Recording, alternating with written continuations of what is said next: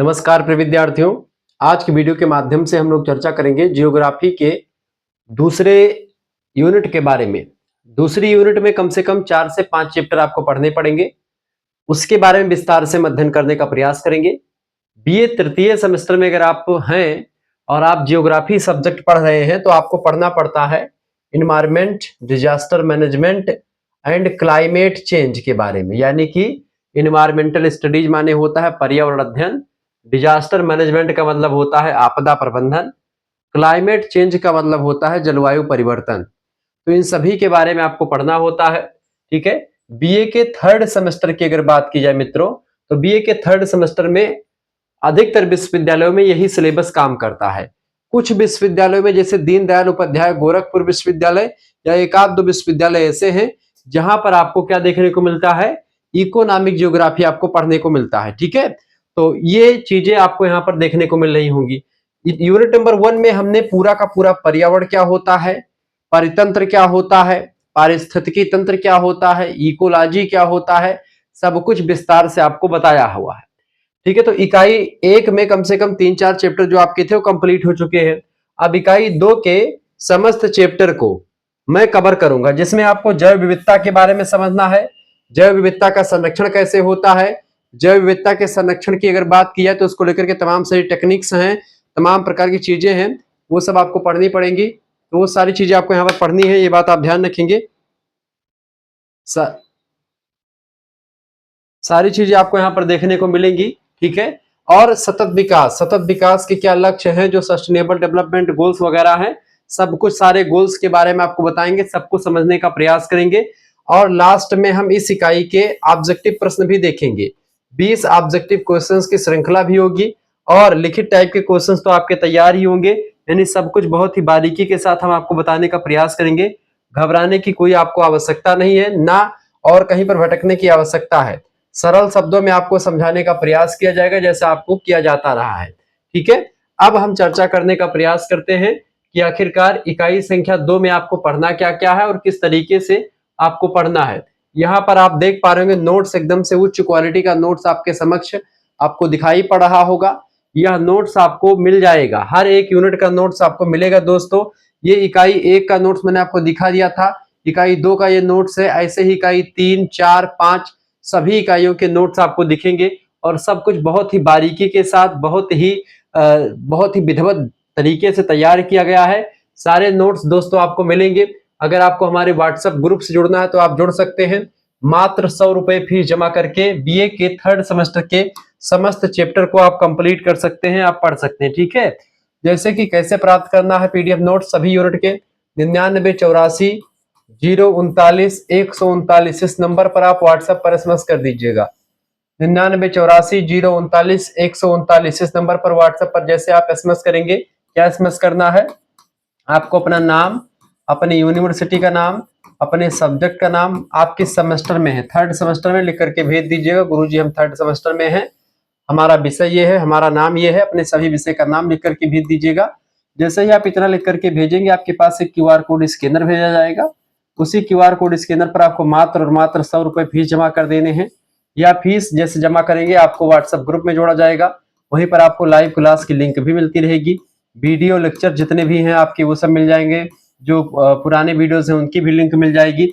साथ ही कई सारे model paper revision class, marathon class की लिंक मिल जाएगी। सबसे इंपॉर्टेंट बात है इस कोर्स की या इस ग्रुप में जुड़ने का जो सबसे मेन फायदा है वो है पीडीएफ नोट्स का। और PDF notes, handwritten note जो आपको दिख रहे हैं बोर्ड पर, बढ़िया उच्च क्वालिटी के नोट्स, ये पीडीएफ आपके लिए आपकी परीक्षा चाहे एमसीक्यूज बेस्ड रहे उसके लिए भी इंपॉर्टेंट होगा। साथ ही साथ में अति लघु उत्तरीय, लघु उत्तरीय, दीर्घ उत्तरीय की परीक्षा अगर आपकी हो रही है यानी लिखित परीक्षा, तो उसके लिए भी आपके लिए बहुत ही महत्वपूर्ण होगा। आप किसी भी विश्वविद्यालय से हैं, देखिए दीनदयाल उपाध्याय गोरखपुर विश्वविद्यालय से हैं, अगर आपका इकोनॉमिक ज्योग्राफी है तो उसका अलग से सिलेबस, मैं फोर्थ सेमेस्टर में इकोनॉमिक ज्योग्राफी पढ़ाता हूं, वो नोट्स आपको मिल जाएगा। ठीक है। तो आपको घबराने की बिल्कुल आपको आवश्यकता नहीं पड़ेगी, सारी जानकारी आपको मिलेगी, सब कुछ इकट्ठा आपको देने का प्रयास मैं करूंगा। और सबसे इंपॉर्टेंट बात यह है कि एक सब्जेक्ट जियोग्राफी का नहीं बल्कि सभी सब्जेक्ट का यहाँ पर आपको नोट्स मिलेगा। यानी कि 100 रुपए फीस में सभी विषय का नोट्स मिलेगा। जियोग्राफी के साथ आपका हिस्ट्री है, पॉलिटी है, तो उन सभी का मिलेगा। और सभी यूनिट का एक इकाई में दोस्तों 8 मतलब एक जो है सब्जेक्ट की 8 इकाई होती है सिलेबस में, इकाई 1 से लेकर के इकाई 8 तक का समस्त इकाइयों के नोट्स और हर एक इकाई के लास्ट में 20 ऑब्जेक्टिव क्वेश्चंस और परीक्षा के दौरान कम से कम 5-5 प्रैक्टिस सेट वो सब आपको मिलेंगे। प्रैक्टिस सेट तो पहले के अवेलेबल हैं, वो भी आपको मिल जाएंगे। पिछले 3-4 सालों के जो क्वेश्चन पेपर है उनका सोल्यूशन के साथ सारी चीजें मिलती रहती है। और जो भी प्रैक्टिस सेट मैं सेट करता हूँ वो पिछले साल कई विश्वविद्यालयों के क्वेश्चन पेपर के हिसाब से सेट करता हूँ, ठीक है। और अब आपके लिए कुछ बच्चे लगातार कमेंट करते गुरुजी 3rd एंड 4th अगर एक साथ हम फीस जमा करें तो हमारे लिए कुछ ऑफर मिलेगा या कुछ फायदा मिलेगा। अगर 3rd एंड 4th का एक साथ फीस जमा करें बिल्कुल ऑफर मिलेगा। 3rd एंड 4th का एक साथ फीस जमा करेंगे, वैसे दोनों का फीस अगर आप देखें तो कितना होता है, 200 रुपए होता है, ठीक है। थर्ड सेमेस्टर का फीस 100 रुपए है, 4th सेमेस्टर का बाद में जोड़ेंगे फिर 100 रुपए लगेगा। लेकिन अगर एक साथ फीस जो बच्चा भी जमा करेगा मात्र 150 रुपए फीस में पूरा 3rd सेमेस्टर पढ़ेगा, फिर पूरा 4th सेमेस्टर पढ़ेगा, सभी सब्जेक्ट, ठीक है। ऑब्जेक्टिव लिखित किसी भी यूनिवर्सिटी के किसी भी कॉलेज में आप पढ़ते हैं सारे सभी के लिए पूरा 150 रुपए फीस में सब कुछ आपको मिलेगा। ये बात आप ध्यान रखेंगे। इसमें आपकी 50 रुपए की बचत होती है। अच्छा, क्यों हमारा कोर्स ज्वाइन करें, इसके पीछे क्या तर्क है, क्यों मैं आपको बताऊं क्यों जुड़ना चाहिए। जैसे आप मार्केट से परीक्षा के दौरान सीरीज खरीदते हैं या किताब खरीदते हैं तो किताब और सीरीज आपको खरीदने की आवश्यकता नहीं पड़ेगी, ये बात आप ध्यान रखेंगे। इसमें दोस्तों क्या होगा, जैसे एक सीरीज का दाम अगर मोटी मोटा देखें तो एक सीरीज का दाम दोस्तों 60 रुपए है। कम से कम 5 सीरीज आपको लेनी पड़ती है 5 विषय की, ठीक है। 5 पेपर चुके आपके होंगे तो 6×5 = 30, 300 रुपए की आप मार्केट से सीरीज खरीदते हैं केवल 3rd सेमेस्टर के लिए, ठीक है। और अगर 4th सेमेस्टर भी इसी में इंक्लूड कर दें तो 3rd सेमेस्टर में 300 आपका हो जाएगा 4th सेमेस्टर में। टोटल आपका कितना हो जाएगा, 600 रुपए आप जो है खर्च करते हैं, जो कि आपके लिए आपकी जेब से जाते हैं तो ये कठिन होता है 600 रुपए खर्च करना। मात्र आपको 150 रुपए फीस में पूरा 3rd सेमेस्टर के सभी नोट्स, पूरा 4th सेमेस्टर के सभी नोट्स, एक साल तक आप आराम से पढ़िए निश्चिंत होकर के, कहीं से कुछ पढ़ने की आवश्यकता नहीं, कोई किताब कोई सीरीज खरीदने की आवश्यकता नहीं है, ना कहीं पर कोई वीडियोस देखने की आवश्यकता है। और बस आपको इकट्ठा व्हाट्सएप ग्रुप में जुड़ जाना है, सारे यूनिट के नोट्स मिलेंगे। नोट्स इतने सरल भाषा में हैं जो कि आप अगर पढ़ेंगे एक बार तो वैसे आपके दिमाग में सारी चीजें आ जाएंगी। तो तुरंत आप व्हाट्सएप पर एसएमएस करें 99848039 और हमसे जुड़ जाएं। देर बिल्कुल भी मत कीजिए, क्योंकि देर करेंगे तो आप ही का घाटा होगा, जितना जल्दी जुड़ेंगे आप ही का फायदा ही रहेगा, ठीक है। तो जैव विविधता के बारे में, बायोडाइवर्सिटी के बारे में आज हम समझेंगे। जैव माने क्या होता है दोस्तों, जैव माने होता है जीव, विविधता माने होता है कई प्रकार की, ठीक है। अच्छा, जीव में दोस्तों जिसमें जीव होता है वही जो सजीव है उन्हीं को जीव कहते हैं। जैव माने जीव। अब वो जीव मतलब जो सजीव चीजें हैं, इसमें आपके पौधे आ जाते हैं और जीव जंतु सब आ जाते हैं। पौधों की तमाम प्रकार की प्रजातियां होती हैं, वो सारी प्रजातियां जब इकट्ठा कहीं एरिया में पाई जाती हैं तो उसको तो परितंत्र कहते हैं। लेकिन जब वह एरिया में तमाम प्रकार की प्रजातियां हैं, साथ ही साथ में तमाम प्रकार के जीव जंतु भी वहां पर मौजूद हैं, तो कहने का मतलब यह है कि वह पूरा का पूरा एरिया में जो विविधता है वो जीवों की विविधता है, यानी कि प्रजाति है और जीव जंतु हैं, ठीक है। तो जैव विविधता वह क्षेत्र कहलाता है जहां पर तमाम प्रकार की प्रजातियों के वनस्पतियां, तमाम प्रकार के जीव जंतु निवास करते हैं, एक दूसरे को प्रभावित करते हैं, एक दूसरे से प्रभावित होते हैं, ठीक है। यह बात आप ध्यान रखेंगे। तो ये होती है दोस्तों जैव विविधता, इसी को कहा जाता है, यह बात आप ध्यान रखेंगे, ठीक है। चलिए दोस्तों, तो जैव विविधता को हम समझते हैं कि आखिरकार जैव विविधता है क्या, ठीक है। जैव विविधता जीवों की विविधता, अंग्रेजी में बायोडाइवर्सिटी कहा जाता है। जैव विविधता से तात्पर्य पृथ्वी पर पाए जाने वाले सभी प्रकार के जीवों, उनके आनुवंशिक अंतर तथा वे जिन पारिस्थितिक तंत्रों यानी कि इकोसिस्टम में रहते हैं उनकी विविधता से होता है। जैसे कि मान लेते हैं कोई झील है, तो झील क्या है दोस्तों, झील एक पारिस्थितिकी तंत्र है। पहले के अध्याय में आपने समझा कि झील क्या है, पारिस्थितिकी तंत्र है। इसी झील में दोस्तों आप देखेंगे, यानी ये पारिस्थितिकी तंत्र है, इकोसिस्टम है। इसमें क्या है, तमाम झील में क्या पाए जाएंगे, जैसे मछली की तमाम प्रकार की मछली की वैरायटी आपको मिलेंगी। मतलब कि मछली एक टाइप की नहीं होती है, there are many type of जो है फिश, कई प्रकार की मछलियां होती हैं। तो उनकी विभिन्न प्रजातियां मछलियों की, मेढक जो होंगे, सर्प होंगे, सरीसृप होंगे, तमाम प्रकार के जलीय जीवों की विभिन्न प्रजातियां यहां पर आपको दिखेंगी। वहीं पर इसी झील में दोस्तों सवार आपको दिखेगा, यानी जलकुंभी दिखेगी, ठीक है। और तमाम प्रकार के और भी ऐसे वनस्पतियां दिखेंगी जो समुद्र में या झीलों में बेसिकली पाई जाती हैं। तो वो सारे आपस में मिलकर के एक पारिस्थितिक तंत्र तो बना ही रहे हैं। लेकिन जो उनकी विविधता है, चाहे वो जलकुंभी की विविधता हो, चाहे वो जलीय प्रजातियों यानी पौधों वनस्पतियों की विविधता हो, और चाहे वह झील में रह रहे मछलियों और मेढकों के या सरीसृपों या जो सर्प वगैरह होते सरीसृप जिनको कहते हैं, उन सभी की विविधता हो, तो वो सारी विविधता जैव विविधता कहलाती है। या केवल झील तक ही सीमित नहीं, मरुस्थलीय पारिस्थितिक तंत्र में भी आपको दिखेगा, समुद्रीय पारिस्थितिक तंत्र में भी दिखेगा, और मैदानी भागों में, पहाड़ी भागों में, अलग अलग जगहों पर आपको यह जो है जैव विविधता आपको दिखाई पड़ेगी। ठीक है, अब मित्रों थोड़ा सा और आगे बढ़ते हैं। जैव विविधता का अर्थ क्या है? Meaning of biodiversity. संयुक्त राष्ट्र जैव विविधता अभिसमय, जिसको CBD कहा जाता है, 1992 में आया था। उसमें कहा गया कि जैव विविधता से आशय जीवित जीवों की विविधता से, ऐसे जीव जो जीवित हैं, ठीक है, यानी जिसमें सजीव मतलब जो जीव के साथ यानी जिंदा हैं, जीवित हैं, जिसमें स्थल यानी कि जैसे पृथ्वी का स्थल खंड, समुद्र वाला पूरा इलाका, और जलीय पारिस्थितिक तंत्र तथा पारिस्थितिक परिसरों का सम्मिलन होता है, यानी कि सब इसमें तमाम प्रकार के एरिया से पहाड़, पर्वत, नदियां, झील, तालाब, सारे इलाके के जीव जंतु जब इकट्ठा या विभिन्न प्रजातियां होती तो अलग अलग की वो प्रजाति कहलाती है। यह प्रजाति के भीतर, प्रजाति के बीच और पारिस्थितिक तंत्र की विविधता को शामिल करती है।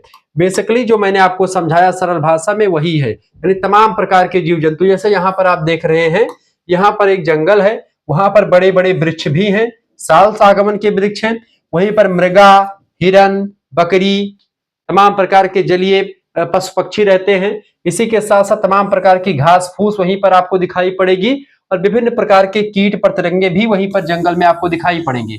ये सब जैव विविधता को दिखाते हैं। ठीक है, और ये आपका वन का पारिस्थितिकी तंत्र होता है। ठीक है, ये बात आप ध्यान रखेंगे। आगे बढ़ते हैं और भी चीजों को जानने का प्रयास करते हैं। अब प्रमुख विद्वानों के अनुसार जैव विविधता की थोड़ा सा परिभाषाओं को अगर हम नजर डालें तो लिखिएगा। E.O. विल्सन साहब कहते हैं, 1988 की परिभाषा है कि जैव विविधता उस परिवर्तनशीलता को कहते हैं जो सभी जीवित जीवों में पाई जाती है, जिसमें आनुवंशिक, प्रजातीय और पारिस्थितिक तंत्र की विविधता शामिल होती है, यानी तमाम प्रकार की वैरायटी जीवों की वहां पर होती हैं। ठीक है, यह बात आप ध्यान रखेंगे। आगे बढ़ते हैं और भी चीजों को जानने का प्रयास करते हैं। अगला विद्वान है आपके थॉमस लोब्जॉय। इन्होंने कहा कि जैव विविधता पृथ्वी पर जीवन की विभिन्नता का परिणाम है, जो लाखों वर्षों के विकास की देन है। ठीक है, R.H. व्हिटेकर कहते हैं कि जैव विविधता किसी क्षेत्र में विभिन्न जीवों की संख्या तथा उनकी सापेक्ष प्रचुरता का मापन होता है। वहीं पर डेविड टिलमैन ने कहा कि जैव विविधता से आशय जीवों की विविधता तथा उनके बीच जटिल अंतःक्रियाओं से है, जो पारिस्थितिक तंत्र की स्थिरता बनाए रखती हैं। ये बात आप ध्यान रखेंगे। ठीक है, आगे देखें तो इस तरीके से आप इन्हें समझा कि विभिन्न विद्वानों ने जैव विविधता की अलग अलग परिभाषा दी। जैव विविधता क्या है? जीवों की विविधता होती है। ठीक है, उनके बीच जटिल अंतःक्रियाओं से होती है, जो पारिस्थितिक तंत्र की स्थिरता को बनाए रखती है। यही जीव विविधता जब जो है कहीं पर कोई कमी आ जाती है, या कहीं पर जीवों की अधिकता हो जाती है, या कमी, बेसिकली अधिकता से कुछ नहीं होता, कमियों से होता है। जैसे अगर इन्हीं जीवों को आप नष्ट कर दें, वनस्पतियों को नष्ट कर दें, तो जो पारिस्थितिकी का संतुलन है वो बिगड़ जाता है। इससे फिर नाना प्रकार के संकट सामने आ जाते हैं, जिससे मनुष्य भी प्रभावित होता है। तो ऐसे में जीव जो हैं वो पारिस्थितिकी का संतुलन बनाए हुए हैं। जैव विविधता का यह महत्व है दोस्तों कि पारिस्थितिकी संतुलन बनाए रखती है। मानव जीवन के लिए भोजन, औषधि, वस्त्र और आश्रय का स्रोत भी यही विविधता ही होती है। इसके अलावा आर्थिक विकास, पर्यटन और रोजगार में सहायता भी करता है जैव विविधता। सांस्कृतिक, सामाजिक और सामाजिक अनुसंधान के लिए महत्वपूर्ण है जैव विविधता। ठीक है, ये बात आप ध्यान रखेंगे। जलवायु परिवर्तन के प्रभावों को कम करने में मदद करती है कौन? जैव विविधता। तो ये होती दोस्तों जैव विविधता का कुछ महत्व जो मैंने आपको समझाया। भारत में जैव विविधता के इलाकों की अगर बात की है तो कौन कौन से इलाके हैं जो भारत में जैव विविधता को दिखाते हैं? ठीक है, भारत में जैव विविधता की दृष्टि से विश्व के 12 मेगा विविध देशों में से एक है ये। यानी मेगा माने होता ऐसे बड़े देश जहां पर जीवों की खूब विविधता पाई जाती है, खूब सारी वनस्पतियां पाई जाती हैं, वो होता है दोस्तों, वो होता है ऐसे देश। ठीक है, तो भारत में जैव विविधता की दृष्टि से विश्व के जो 12 बड़े बड़े देश है जहां पर जैव विविधता खूब पाई जाती है, उनमें से भारत भी एक है। भारत में लगभग 8% वैश्विक जैव विविधता पाई जाती है। मतलब 8% अगर जैव विविधता कहीं पर भी है 100% में से 8% भारत में ही पाई जाती है जीवों की विविधता। इसके साथ साथ भारत में विविध जलवायु यानी जलवायु भी आपको देखेंगे, वर्षा ऋतु आती है, ठीक है, ठंडी का महीना, गर्मी का महीना, सब कुछ आपको बराबर मात्रा में मिलता है। ऐसा मौसम आपको दुनिया के और देशों में नहीं दिखाई पड़ेगा। भौगोलिक स्थितियां भी सब कुछ है, पर्वत, पठार, मैदान, नदियां, झील, सब कुछ आपको यहाँ पर मिलेगा।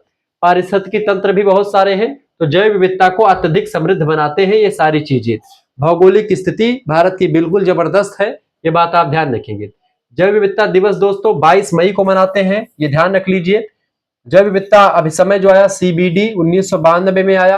भारत जैव विविधता अधिनियम कब आया? 2002 में बना। जैव विविधता प्राधिकरण जिसको आप NBA कहते हैं, ये 2003 में बना। ठीक है, तो इन पॉइंट्स को ध्यान रख लीजिएगा, ऑब्जेक्टिव में पूछे जाते हैं और ऑब्जेक्टिव परीक्षाओं के लिए बहुत ही बेस्ट है दोस्तों, यह बात भी ध्यान रखेंगे। और ये आपके BA के 3rd सेमेस्टर में अगर आपका human values and environmental studies को करिकुलर कोर्स के रूप में है तो आप इस वीडियो को देख लेंगे, ये भी आपके लिए बहुत ही बेस्ट होगा। ठीक है, ये बात आप ध्यान रखेंगे। जैव विविधता और उसका संरक्षण और सतत विकास, ये आपका पूरा यूनिट का नाम है। अब हम जैव विविधता के प्रकार को समझते हैं, टाइप ऑफ जैव विविधता या टाइप ऑफ बायोडाइवर्सिटी। ठीक है, जैव विविधता को मुख्यतः 3 स्तरों पर विभाजित किया जाता है। पहला आनुवंशिक विविधता, ठीक है, दूसरी है प्रजाति विविधता और तीसरी है परितंत्र विविधता। ठीक है, ये बात आप ध्यान रखेंगे। सबसे पहले समझते हैं आनुवंशिक विविधता, जेनेटिक बायोडाइवर्सिटी, यानी एक ही प्रजाति के विभिन्न जीवों में पाए जाने वाले आंतरिक अनुवांशिक अंतर को आनुवंशिक विविधता कहा जाता है। जैसे कि आप देखेंगे यहाँ पर एक ही प्रजाति के विभिन्न जीवों में जो एक ही प्रजाति, जैसे गाय, भैंस, ये सब एक ही प्रजाति के हैं लेकिन दोनों में आपको अंतर दिखाई पड़ता है। ऐसे तमाम प्रकार की चीजें हैं, तमाम प्रकार के छोटे छोटे जीव हैं जो एक ही प्रजाति में शामिल होते हैं लेकिन उनमें आनुवंशिक अंतर होता है। ठीक है, यह विविधता जीन्स के स्तर पर पाई जाती है। यह विविधता प्रजाति के अस्तित्व, अनुकूलन और विकास में सहायक होती है। जैसे कि धान की विभिन्न किस्मों में 64-44 हो गया। ठीक है, जैसे कि आप दिलखुश धान की वैरायटी है, सांभा मंसूरी हो गया, तो ये सब धान की कई किस्में हैं, कई प्रजातियां हैं, तो उनके आनुवंशिक लक्षण, सांभा मंसूरी का अलग आनुवंशिक उसका होगा जेनेटिक इफेक्ट्स। ठीक है, और जो है दिलखुश वाले धान का अलग होगा, 64-44 जो प्राइवेट वाला जो होता है उसका अलग होगा, उसका मोटा दाना होगा, मंसूरी वाला पतला दाना होगा, ऐसे ही तमाम सर। तो ये धान की विभिन्न किस्में हैं। ये दोस्तों आपको दिखाता है कि इसका आनुवंशिक विविधता है, धान की विभिन्न किस्में। ठीक है, ऐसे ही गेहूं की तमाम प्रकार की किस्में होती हैं। ठीक है, तो ये भी जेनेटिक होता है यानी आनुवंशिक विविधता में आता है। ऐसे आम की विभिन्न जातियां, इस समय आम आपने खूब गर्मी में मौज काटा होगा, अब आम खात्मे की ओर है, बस केवल बढ़िया आम बचा होगा, तो वही सफेदा वाला भी खत्म हो गया होगा, बड़ा वाला जो आता है, बड़ा बड़ा आम, क्या नाम है उसका? ठीक है, भले कुछ नाम कहा जाता है उसको। ठीक है, तो वो आम की प्रजाति बची हुई है। पहले जब शुरुआती दौर में आम गिरता है मार्केट में, आप देखते हैं बढ़िया सिंदूरी कलर का आम दिखता है, जिससे जो है उसका जूस बना करके लोग देते हैं पीने के लिए, वो आम शुरुआत में आता है। ठीक है, तिलक उलक में चढ़ता है जब लगन शुरू होती है। फिर उसके बाद में दशहरी गिरता है मार्केट में, फिर दशहरी के बाद में सफेदा आता है, सफेदा के बाद में आप देखते हैं इस समय बड़ा वाला आम, चौसा वाला आम जो होता है, चौसा कहते हैं, चौसा वाला आम आता है। यहीं पर आप सुल्तानपुर के आसपास आप देखेंगे, जब आप जाएंगे लखनऊ जाने लगे, अयोध्या से लखनऊ वाले मार्ग पर तमाम प्रकार के जो है आम की प्रजातियां आपको दिखाई पड़ेंगी, तो तमाम प्रकार के आम होते हैं। तो ऐसे आम की विभिन्न किस्में आती हैं, ये आनुवंशिक विविधता में आती हैं।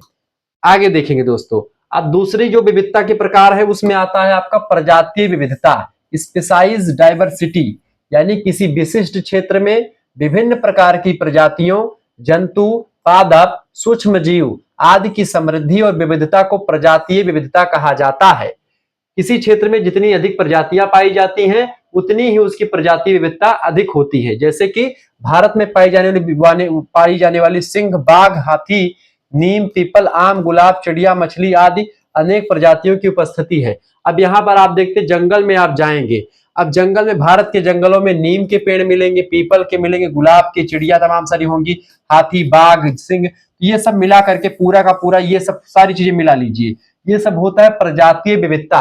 बेसिकली जैव विविधता जब हम पढ़ते तो हम इसी को फोकस कर लेते हैं, लेकिन जैव विविधता मात्र इतना ही नहीं बल्कि इससे विस्तृत क्षेत्र पर भी होता है। तो ये होता है प्रजातीय विविधता का उदाहरण, इसमें पेड़ पौधे, पशु पक्षी सब आ जाते हैं। अब तीसरी विविधता होती परितंत्र विविधता, इकोसिस्टम डाइवर्सिटी। इसमें क्या होता है दोस्तों, पृथ्वी पर पाए जाने वाले विभिन्न परितंत्रों यानी इकोसिस्टम की विविधता को परितंत्र विविधता कहते हैं। इन परितंत्रों की संरचना से जलवायु, मृदा, जल, जैविक तत्व आदि में विभिन्नता पाई जाती है। इसमें जैसे वन का पारिस्थितिकी तंत्र हो गया, घास भूमि, रेगिस्तान, पर्वत, झील, नदी, समुद्र, दलदल वाला इलाका, ये सब परितंत्र शामिल है। जैसे हिमालयी पर्वतीय परितंत्र, सुंदरबन का मैग्रोव वनस्पतियां, ठीक है, परितंत्र, थार रेगिस्तान, गंगा नदी का परितंत्र, समुद्री परितंत्र, ये अलग अलग होता है। अब देखिए पर्वतीय परतंत्र में यहाँ पर पर्वत होगा, पर्वतीय वृक्ष अलग होंगे, उनकी प्रजातियां, उनमें जो मतलब जो नदियां हैं उनमें जो जीव जंतु रहेंगे, आसपास के इलाकों में वनस्पतियां वो अलग होंगी। यानी कि पर्वतीय परतंत्र का पूरा सिस्टम ही अलग होगा। ऐसे ही वन परतंत्र का अलग होगा। रेगिस्तानी परतंत्र में कुछ अलग टाइप के जो है पौधे, जैसे नागफनी, कटीले पौधे, मदार वगैरह के वृक्ष आपको दिखेंगे। तो जो दुधाऊ वृक्ष होते हैं वो सब आपको दिखाई पड़ेंगे, ठीक है, जिसमें कटीले होंगे, पत्र जिसकी पत्तियां जो होंगी पतली होंगी, वो जो होंगे स्पेसाइज बसते हैं। नदी परतंत्र की अगर बात की जाए दोस्तों तो यहाँ पर ये देखेंगे मैग्रोव वनस्पतियां, सुंदरबन के डेल्टा पश्चिम बंगाल में मैग्रोव वनस्पतियां पाई जाती है। दुनिया के सबसे बड़े बड़े सुंदरी नाम के वृक्ष मैग्रोव वनस्पतियां जो होती हैं वो सुंदरबन के डेल्टा में ही पाए जाते हैं, ठीक है। समुद्री परतंत्र में आप देखते हैं जैसे मछलियां, तमाम प्रकार के ये शैवाल वगैरह हो गए, ये सब तमाम चीज यहाँ पर आपको दिखाई पड़ेंगी। तो ये सब अलग अलग होते, इनमें आप देखते हैं बहुत विभिन्न अंतर भी पाया जाता है। यानी कि पर्वतीय परतंत्र, वन परतंत्र, रेगिस्तानी परतंत्र, समुद्री परतंत्र, मैग्रोव परतंत्र, नदी परतंत्र, ये सब अलग अलग होते हैं। इनकी अलग अलग अपनी अपनी विशेषता होती है। तो ये परितंत्र होते हैं, ये परितंत्र विविधता होती है। जैव विविधता में प्रजाति विविधता, परितंत्र विविधता और अनुवांशिक विविधता, तीन प्रकार के मतलब कि आपके परितंत्र हो, तीन प्रकार की आपकी जैव विविधता मैंने आपको बताई। मुख्य रूप से समझे, अनुवांशिक विविधता एक ही प्रजाति के भीतर जीन के स्तर पर अंतर होता है। प्रजाति विविधता किसी क्षेत्र में भिन्न भिन्न प्रजातियों की विविधता को दर्शाता है। परतंत्र विविधता में पृथ्वी पर विभिन्न प्रकार के परतंत्र यानी इकोसिस्टम होते हैं, तो उन इकोसिस्टम की विविधता को दिखाता है, ठीक है। अब दोस्तों आगे समझते हैं। अगला टॉपिक आपका है जैव विविधता का महत्व क्या है, इंपॉर्टेंस ऑफ बायोडाइवर्सिटी। दोस्तों इसका महत्व यह है कि जैव विविधता परितंत्र के संतुलन और स्थिरता को क्या करती है, बनाए रखती है। इसके साथ ही साथ में ऊर्जा प्रवाह, पोषक चक्र यानी कि वाटर, कार्बन, नाइट्रोजन साइकिल, इनका व्यवस्थित जो है संचालन करना हुआ। तो पारिस्थितिकी प्रक्रियाओं को सुचारू रूप से संचालित करने के लिए पारिस्थितिक जो एक प्रकार से जैव विविधता है बड़ी इंपॉर्टेंट होती है। विभिन्न जीव एक दूसरे पर निर्भर रहते हैं, जिससे खाद्य यानी फूड वेब बनता है, खाद्य जाल बनता है। जलवायु नियंत्रण, मृदा निर्माण, परागण, जल शुद्धिकरण जैसी प्रक्रियाएं जो होती हैं वो एक प्रकार से इसी से होती है, जैव विविधता से ही होती है। जैसे कि आप देखते हैं यहाँ पर एक पौधा है, पोषक चक्र है। पौधा जो होता है सूर्य के प्रकाश से अपना जो है क्या करता है, सूर्य के प्रकाश से अपना भोजन बनाता है। इस पौधे को दोस्तों कौन खा गया, कोई जैसे कोई भी जो है जीव जंतु खा गया, वह एक प्रकार से जीव जंतु को दूसरा जीव जंतु खा लिया। तो ये सब जब तमाम प्रकार की विविधता रहती है, एक पौधा दूसरे को प्रभावित करता है, दूसरा तीसरे से प्रभावित होता है, तो ये सब मिलकर के आपस में कार्बन चक्र का निर्माण करते हैं। ऊर्जा एक से दूसरे में, दूसरे से तीसरे में इस तरीके से प्रवाहित होती रहती है। ये बात आप ध्यान रखेंगे। इसके साथ साथ दोस्तों आर्थिक महत्व की अगर बात की जाए तो आर्थिक महत्व भी इसका है। इकोनॉमिक इंपॉर्टेंस की अगर बात की दोस्तों तो इकोनॉमिक इंपॉर्टेंस इसका बहुत जबरदस्त है, ये बात आप ध्यान रखेंगे, ठीक है। चले अब आगे देखते हैं आर्थिक महत्व क्या है, इकोनॉमिक इंपॉर्टेंस। जैव विविधता का आर्थिक महत्व, जैव विविधता हमें भोजन देता है, वस्त्र, आश्रय, ईंधन, औषधि और कच्चा माल प्रदान करता है। आप देखते हैं भोजन में हमको फल सब्जियां कहाँ से मिलती हैं, यहीं से मिलती हैं। इसके साथ ही साथ में वस्त्र, आश्रय, ईंधन, औषधि, कच्चा माल, मत्स्य पालन, पर्यटन करने जाते हैं तो कैमरे में बढ़िया बढ़िया कैप्चर करते हैं फोटो, तो ये सब जैव विविधता की वजह से ही संभव हो पाया है। ये बात आप ध्यान रखेंगे, ठीक है। इसके अलावा अगर आप देखेंगे दोस्तों और भी चीजों को अगर समझना चाहे तो यहाँ पर आप देख सकते हैं, ठीक है। तो बहुत सारी चीजें आपको दिखाई पड़ेंगी। कृषि, वनिकी, मत्स्य पालन, पशुपालन, पर्यटन उद्योगों का आधार जैव विविधता ही है, ठीक है। विश्व में इको टूरिज्म और वाइल्ड लाइफ टूरिज्म में अरबों रुपए की आय होती है, जो कि जिससे सरकार का मुनाफा होता है और जो है देश आगे बढ़ता है, ठीक है। जैसे मालदीव वगैरह जैसे जो इलाके हैं, ऐसे देश हैं जो कि पर्यटन पर ही डिपेंड है और इन्हीं जैव विविधता की वजह से ही फेमस है, ठीक है। अगर अगला है आपका सामाजिक और सांस्कृतिक महत्व, इसका सोशल एंड कल्चरल इंपॉर्टेंस। जैव विविधता मानव जीवन की संस्कृति, परंपराओं, त्योहारों और धार्मिक मान्यताओं से जुड़ी हुई होती है। कई पौधे और कई पशु हमारे लोकगीत, लोक कथाओं, साहित्य और कला का हिस्सा हैं, ठीक है। यह समाज में सामाजिक संबंधों, सहयोग और सामुदायिक पहचान को मजबूत करते हैं। यहाँ तक कि जैव विविधता को बचाने के लिए आप देखते हैं भारत में जैसे नीम की पूजा की जाती है कि भैया ये शीतला माता है, तो नीम की पूजा करना शुरू कर दिया। अब शीतला माता है कि नहीं भगवान जाने, लेकिन उसकी पूजा इसलिए करते हैं हम ताकि उसको कोई काटे ना, उसमें हम एक देवता को, एक भगवान को, एक देवी को देखें। ये हमारे पूर्वजों ने, हमारे पुरखों ने सिस्टम बना दिया, बहुत ही जबरदस्त सिस्टम है। भले ही कुछ भी आप कहें कि आप अंधविश्वासी हैं, लेकिन इसी अंधविश्वास के चक्कर में एक नीम का वृक्ष तो बच रहा है। पीपल के पेड़ को ना काटना, हिंदू धर्म के किसी व्यक्ति से आप बोल दीजिए पीपल का पेड़ काट दीजिए, नहीं काटेगा। बरगद का पेड़ काट दीजिए, नहीं काटेगा। क्यों? क्योंकि उसको काटने से पाप लगता, ऐसी मान्यता है। पीपल के वृक्ष पर ब्रह्म का निवास होता है, तमाम सारे देवी देवता। क्यों? क्योंकि पीपल का पेड़ जो होता है वो कार्बन डाइऑक्साइड को सोख लेता है और ऑक्सीजन को रिलीज करता है। ठीक है, ये बात आप ध्यान रखेंगे। तो इस तरीके से जब ये तमाम सारी चीजें आपको दिखाई पड़ती तो पीपल, बरगद, पाकड़, गूलर, ये सब जो पंच वृक्ष में आते हैं, इनको काटना जो वर्जित है हिंदू धर्म में। क्यों? क्योंकि इससे नाना प्रकार की औषधियां मिलती हैं और तमाम प्रकार के जो संतुलन होता है पारिस्थितिकी का वो बना रहता है। तो ये सब चीजें से अब राष्ट्रीय पक्षी घोषित कर दिया मोर। अब राष्ट्रीय पक्षी हो गया, अब इसको कोई मार सकता है? बिल्कुल, अगर मारोगे आपको दंड का प्रावधान है, आपको सजा हो जाएगी। आप मोर का एक पंख नहीं निकाल सकते, गिर जाए आप उसको उठा लीजिएगा, लेकिन इसका एक पंख अगर निकालते हो आप पकड़े गए, आपको कड़ी सजा होगी। ठीक है, तो ये एक सुरक्षा हो गई। ऐसे ही आप देखते हैं गाय, गौ माता के रूप में हम पूजते हैं, तो गाय को नहीं मारा जाता। ठीक है, हालांकि इसको लेकर के तमाम प्रकार के डिबेट है। पीपल का वृक्ष धार्मिक महत्व है, कमल पवित्र फूल माना जाता है। ठीक है, तो ऐसे ही आप देखते हैं क्योंकि कमल ब्रह्मा जी का आसन है, तो इसको नुकसान पहुंचाना नहीं चाहिए। तो इससे क्या होता है, पारिस्थितिकी हमारी संतुलित रहती है और बची रहती है। तो ये जब हम इसको अध्यात्म से जोड़ करके पढ़ते हैं तो इससे चीजें होती है। औषधीय महत्व भी इसका है, जैसे विश्व की लगभग 50% से अधिक आधुनिक दवाइयां पौधे और सूक्ष्म जीवों से ही बनती हैं। आयुर्वेद, यूनानी, सिद्ध, जैसे जो जो भी यूनानी दवाएं हैं, आयुर्वेदिक दवाएं हैं, सिद्ध दवाई है, होम्योपैथी है, ये सब दवाइयां चिकित्सा की पद्धतियां का आधार पौधों की जैव विविधता से ही होती है। विभिन्न प्रकार की जड़ी बूटियां उसी से बनती है, जैसे कि नीम, तुलसी, अश्वगंधा, हल्दी, गिलोय, ब्राह्मी। ठीक है, ऐसे तमाम प्रकार के औषधीय पौधे हमारे स्वास्थ्य के लिए अत्यंत उपयोगी है। ठीक है, जैसे अश्वगंध, गिझारा, तमाम प्रकार के ऐसे औषधियां हैं जो कि हिमालय की जो है विशाल जंगलों में पाए जाते हैं, वहां वनस्पतियों में पाए जाते हैं, तमाम चीजें हैं। तो दोस्तों इस नीम का पौधे से तमाम प्रकार की दवाएं, नीम के पौधे से आप दातून करें, आपको जल्दी दांत का रोग नहीं होगा। तुलसी आप अगर पी ले तो आपको खांसी जुकाम से राहत मिलेगी। अश्वगंधा आप देखते हैं, हल्दी है, तो ये सब क्या है, ये सब दवाएं हैं। ठीक है, और ये सब औषधियां अगर आप ग्रहण करते हैं आपके शरीर के लिए बहुत जरूरी है, तो इसलिए इसका बहुत ही महत्व है। जैव विविधता परितंत्र का जीवन रेखा होती है। जैव विविधता के बिना मानव जीवन की कल्पना असंभव है। सतत विकास की आधारशिला है जैव विविधता। जैव विविधता से ही पारिस्थितिकी संतुलन संभव है और पृथ्वी पर जीवन की विविधता और सुंदरता का प्रतीक भी यही जैव विविधता ही है। आगे बढ़ते हैं दोस्तों और चीजों को दूसरे तरीके से समझते हैं। जैव विविधता के ह्रास के कारण, ह्रास माने होता है इसको क्यों खत्म किया जा रहा है, इसके पीछे कई सारे लॉजिक हैं। ठीक है, जैसे वनों की कटाई करना हो गया, जैसे पहले आप देखते घना जंगल था ये। ठीक है, इसमें तमाम प्रकार के जीव जंतु खेल रहे थे, अपना मौज मस्ती कर रहे थे, इंजॉय कर रहे थे। अब जब पेड़ों की कटाई हो जाएगी, ये जो जीव जंतु है कहाँ जाएंगे? पेड़ की कटाई कर लिए, इसमें कुछ कोई फैक्ट्री स्थापित करना, कुछ भी करना है, इससे जब वनों की कटाई हो जाएगी पूरी जैव विविधता नष्ट हो जाती है। ठीक है, तो वनों की कटाई और आवास का विनाश। ठीक है, जैसे खेती करने के लिए जंगलों की कटाई करना, शहर बसाने के लिए, खनन करने के लिए, सड़क बनाने के लिए, बांध, उद्योग आदि के लिए वनों की अंधाधुंध कटाई से जीव जंतुओं के प्राकृतिक आवास नष्ट हो जाते हैं। इसके परिणाम स्वरूप कई प्रजातियां विलुप्ति के कगार पर पहुंच गई हैं, क्योंकि जब उनका आपका घर ही नष्ट कर दिया जाएगा तो आप बचे कि ना बचे भगवान जाने। अगला होता है आपका प्रदूषण। प्रदूषण की अगर बात की दोस्तों तो प्रदूषण से क्या होता है, प्रदूषण की अगर बात की जाए तो प्रदूषण से वायु प्रदूषण, जल, मृदा, ध्वनि, रासायनिक प्रदूषण से जीवों का स्वास्थ्य प्रभावित होता है।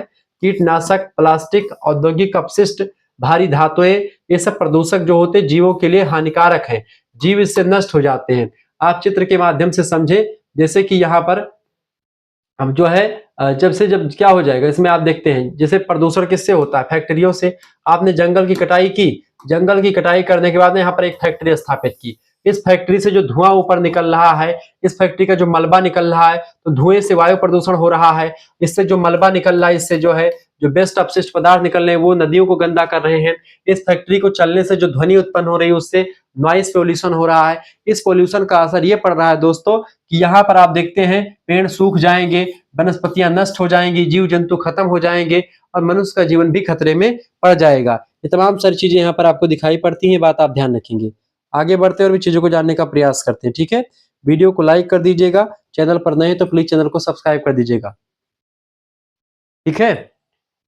तो ये दोस्तों आपके समक्ष मैंने आपको दिखाया। अब ऐसे आगे बढ़ेंगे, अब आगे देखते हैं जैसे जलवायु परिवर्तन। जलवायु परिवर्तन में क्या होता है, वातावरण बहुत गर्म हो जाता है, ठीक है। तो जलवायु परिवर्तन, वैश्विक तापमान में वृद्धि, अनियमित वर्षा होने लगेगी, सूखा पड़ेगा, बाढ़ आएगी, पारिस्थितिकी संतुलन बिगड़ सकता है इससे, ठीक है। जब हम प्रकृति को नष्ट करेंगे तो इससे ये होगा।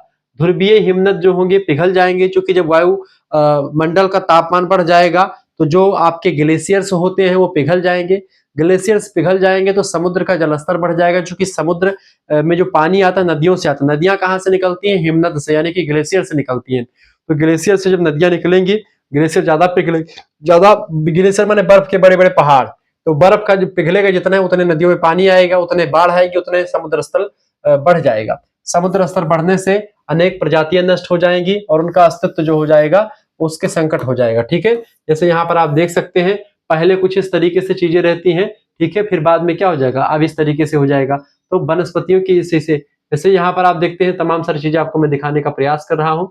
फिर क्या होता है, अतिक्रमण और अति उपयोग से जैव विविधता का नाश हो रहा है। आप देखते हैं लगातार लोग शिकार करते, जंगल में जाकर के मछली पकड़ना, लकड़ी काटना, औषधीय पौधों का अतिदोहन करना, यानी बहुत ज्यादा कटाई कर देना, जीवों की संख्या को तेजी से घटा रहा है। वन्य जीवों के अंगों, खाल, दांत, सींग आदि के अवैध व्यापार से कई प्रजातियां विलुप्त हो गई। जैसे कि हाथी दांत का व्यापार खूब हो रहा था, अब तो रोक लग गई है, ठीक है। सींग पर बहुत सारे पशुओं के, मृगा की छाल पर, ठीक है, मृगा की सींग वगैरह, ठीक है, विभिन्न वन्य जीव जो होते हैं उनके अंगों का व्यापार खूब होता था जंगली इलाकों में। बहुत सारे लोग करोड़ों पैसे कमाते थे, लेकिन ये चीज अवैध है। ये चीज सरकार ने अवैध घोषित कर दिया और बिल्कुल ये करना भी नहीं चाहिए, क्योंकि आप देखते हैं इसको नष्ट करने से शिकार करेंगे, अधिक मछली पकड़ेंगे, लकड़ी की अधिक कटाई करेंगे, अवैध व्यापार करेंगे, तो इन सभी से क्या हो जाएगा, इन सभी से दोस्तों पारिस्थितिकी संतुलन बिगड़ जाएगा और चीजें जो हो जाएंगी बिल्कुल असामान्य हो जाएंगी। इसी से जैव विविधता कम हो रही है। विदेशी आक्रमण प्रजातियां, ठीक है, क्योंकि क्या होता है अन्य देशों से लाई गई कुछ प्रजातियां हैं जो स्थानीय प्रजातियों के लिए खतरा बन जाती हैं। ये प्रजातियां भोजन, स्थान और संसाधनों के लिए प्रतिस्पर्धा कर स्थानीय प्रजातियों को नष्ट कर देती हैं। ये भी एक कारण रहता है। जैसे अगर आप विदेशों से विदेशी प्रजाति का अगर कुछ पौधा लाएंगे, उसको लगा देंगे, तो स्थानीय प्रजातियों को नुकसान उस विदेशी पौधे से हो जाता है, ठीक है। ये बात आप ध्यान रखेंगे। प्राकृतिक कारण भी रहते हैं, जैसे कि भूकंप, ज्वालामुखी विस्फोट, बाढ़, सूखा, तूफान, आग आदि प्राकृतिक आपदाएं भी जैव विविधता को नुकसान पहुंचाती हैं। इनकी वजह से प्रजातियों का विनाश हो जाता है और उनके आवास जो होते हैं वो नष्ट हो जाते हैं। इस तरीके से जैव विविधता जो होती है उसको खतरा इन सभी चीजों से है। जैव विविधता का ह्रास इन्हीं सभी कारणों से हो रहा है। दोस्तों, आवास विनाश जैव विविधता का ह्रास का सबसे बड़ा कारण होता है जब उनके आवास को नष्ट किया जाता है, ठीक है। प्रदूषण में जल, वायु, मृदा सभी को प्रभावित करता है। प्रदूषण, जलवायु परिवर्तन अनेक प्रजातियों के अस्तित्व के लिए खतरा है। अति उपयोग और अवैध व्यापार से वन्य जीव विलुप्त हो रहे हैं। विदेशी प्रजातियां स्थानीय जैव विविधता के लिए हानिकारक है, खतरनाक है। प्राकृतिक आपदाएं भी जैव विविधता को प्रभावित करती हैं। ये बात आप ध्यान रखेंगे, ठीक है। आगे बढ़ते हैं और भी चीजों को जानने का प्रयास करते हैं, ठीक है। वीडियो को शेयर कर दीजिएगा और लाइक भी कर दीजिएगा, क्योंकि इसी प्रकार से इंफॉर्मेटिव वीडियो मैं लगातार आपके लिए लाता रहता हूँ। क्लियर, चले। तो दोस्तों, आपको समझ में आ गया जैव विविधता क्यों नष्ट हो रही है, इसके पीछे क्या कारण है, मैंने आपको कारण को भी समझा दिया, ठीक है। इसके पीछे कई सारे कारण हैं, ये बात आप ध्यान रखेंगे। आगे बढ़ते हैं और भी चीजों को जानने का प्रयास करते हैं। क्लियर, अब समझते हैं थोड़ा सा और आगे चल करके जैव विविधता के बारे में समझते हैं। जैव विविधता का संरक्षण कैसे किया जाए। अब जब नष्ट हो ही रहा है तो इसको बचाया कैसे जाता है। जैव विविधता का संरक्षण का मतलब यह है कि जीवों, उनके आवास और पारिस्थितिक तंत्रों की रक्षा किया जाए और वर्तमान और भावी पीढ़ी को उससे लाभ मिल सके। जैसे यथास्थान संरक्षण कर दे, इन सीटू कंजर्वेशन, जैसे जहां पर कोई चीज है, जैसे ये मृगा जंगल में रह रहा है, ठीक है, ये पेड़ पौधा, तो इस एरिया को पूरा रिजर्व घोषित कर दे, यानी इस एरिया में अब कोई व्यक्ति नहीं जाएगा, सरकार के अंडर में करके चारों तरफ बाउंड्री घिरवा दे, ताकि ये जीव जंतु, ये वनस्पतियां सब इसी में रहे और अपने आवास में ही सुरक्षित रहे, ठीक है। बाहरी हस्तक्षेप कम कर दिया जाए। इसमें जीवों का संरक्षण उनके प्राकृतिक आवास में ही किया जाता है। पारिस्थितिक तंत्र और प्राकृतिक प्रक्रिया यथावत बनी रहती है। इसी को इन सीटू कंजर्वेशन कहते हैं, यानी उनके आवास में ही उनकी सुरक्षा प्रदान कर दी जाए। यह संरक्षण अधिक प्रभावी और दीर्घकालिक लंबे समय तक चलता है। उदाहरण जैसे राष्ट्रीय उद्यान, वन्य जीव अभ्यारण्य, जैव मंडल, आरक्षित क्षेत्र, ये सब एक प्रकार संरक्षित वन, इन सभी से क्या होता है, इन सभी से जैव विविधता में कमी आती है। ठीक है, जैव विविधता के ह्रास में कमी आती है। बाह्य अस्थायी संरक्षण यानी कि एक्स सीटू कंजर्वेशन, इसमें क्या होता है, इसमें जीवों का संरक्षण उनके प्राकृतिक आवास से उनको बाहर निकाल करके एक कृत्रिम पारिस्थितिकी तंत्र का निर्माण कर दिया, वो वैसे जैसे वो रहते हैं, जैसे कि चिड़ियाघर में जो है चिड़ियाघर बना करके उसमें जो है जीव जंतुओं को ला करके रख देना, वनस्पति उद्यान बना करके वनस्पतियों को वहां पर सुरक्षित, बीज बैंक में तमाम सारे जार में बीजों को रख देना, जो है ऊतक संवर्धन। तो इस तरीके से आप तमाम प्रकार के जीवों को ला करके उसको लैब वगैरह में या फिर उसको सुरक्षित स्थानों पर रख करके भी उसको बचा सकते हैं। इसके साथ साथ ठीक है, ये चीजें होती है, चिड़ियाघर, वनस्पति उद्यान, बीज बैंक, ऊतक संवर्धन, प्रयोगशाला, मत्स्य हैचरी, तमाम प्रकार के क्षेत्र है। ये होता है संरक्षित क्षेत्र करने का। प्रमुख संरक्षित क्षेत्र में जैसे राष्ट्रीय उद्यान के नेशनल पार्क, यह संरक्षित क्षेत्र का सबसे उच्च श्रेणी का क्षेत्र होता है। यहाँ वन्य जीवों के शिकार, पेड़ों की कटाई, खेती, चराई आदि पर पूर्णतः प्रतिबंध होता है। राष्ट्रीय उद्यान में आप ये सब नहीं कर सकते हैं। कार्बेट राष्ट्रीय उद्यान, जिम कार्बेट, सुंदरबन राष्ट्रीय उद्यान, काजीरंगा राष्ट्रीय उद्यान, ये सब उद्यान है। ठीक है, विशेषता ये है कि कानूनी संरक्षण प्राप्त होता है, इसमें जो है इसकी रक्षा करी जाती है, मानव गतिविधियों पर पूरा रोक होता है, यहाँ पर कोई जा आ नहीं सकता, शोध और शिक्षा के लिए उपयोगी होता है, जैव विविधता का सुरक्षित संरक्षण होता है। शोध के लिए, रिसर्च के लिए आप जा सकते हैं, लेकिन बिना मतलब के आप नहीं जा सकते। वन्य जीव अभ्यारण्य क्या होता है, ठीक है, वाइल्ड लाइफ जो है जिसको बोलते हैं अभ्यारण्य, यहाँ वन्य जीवों को संरक्षण देने के लिए शिकार पर प्रतिबंध लगाया जाता है, परंतु कुछ सीमित मानव गतिविधियों की अनुमति यहाँ पर मिल जाती है वन्य जीव अभ्यारण्य में।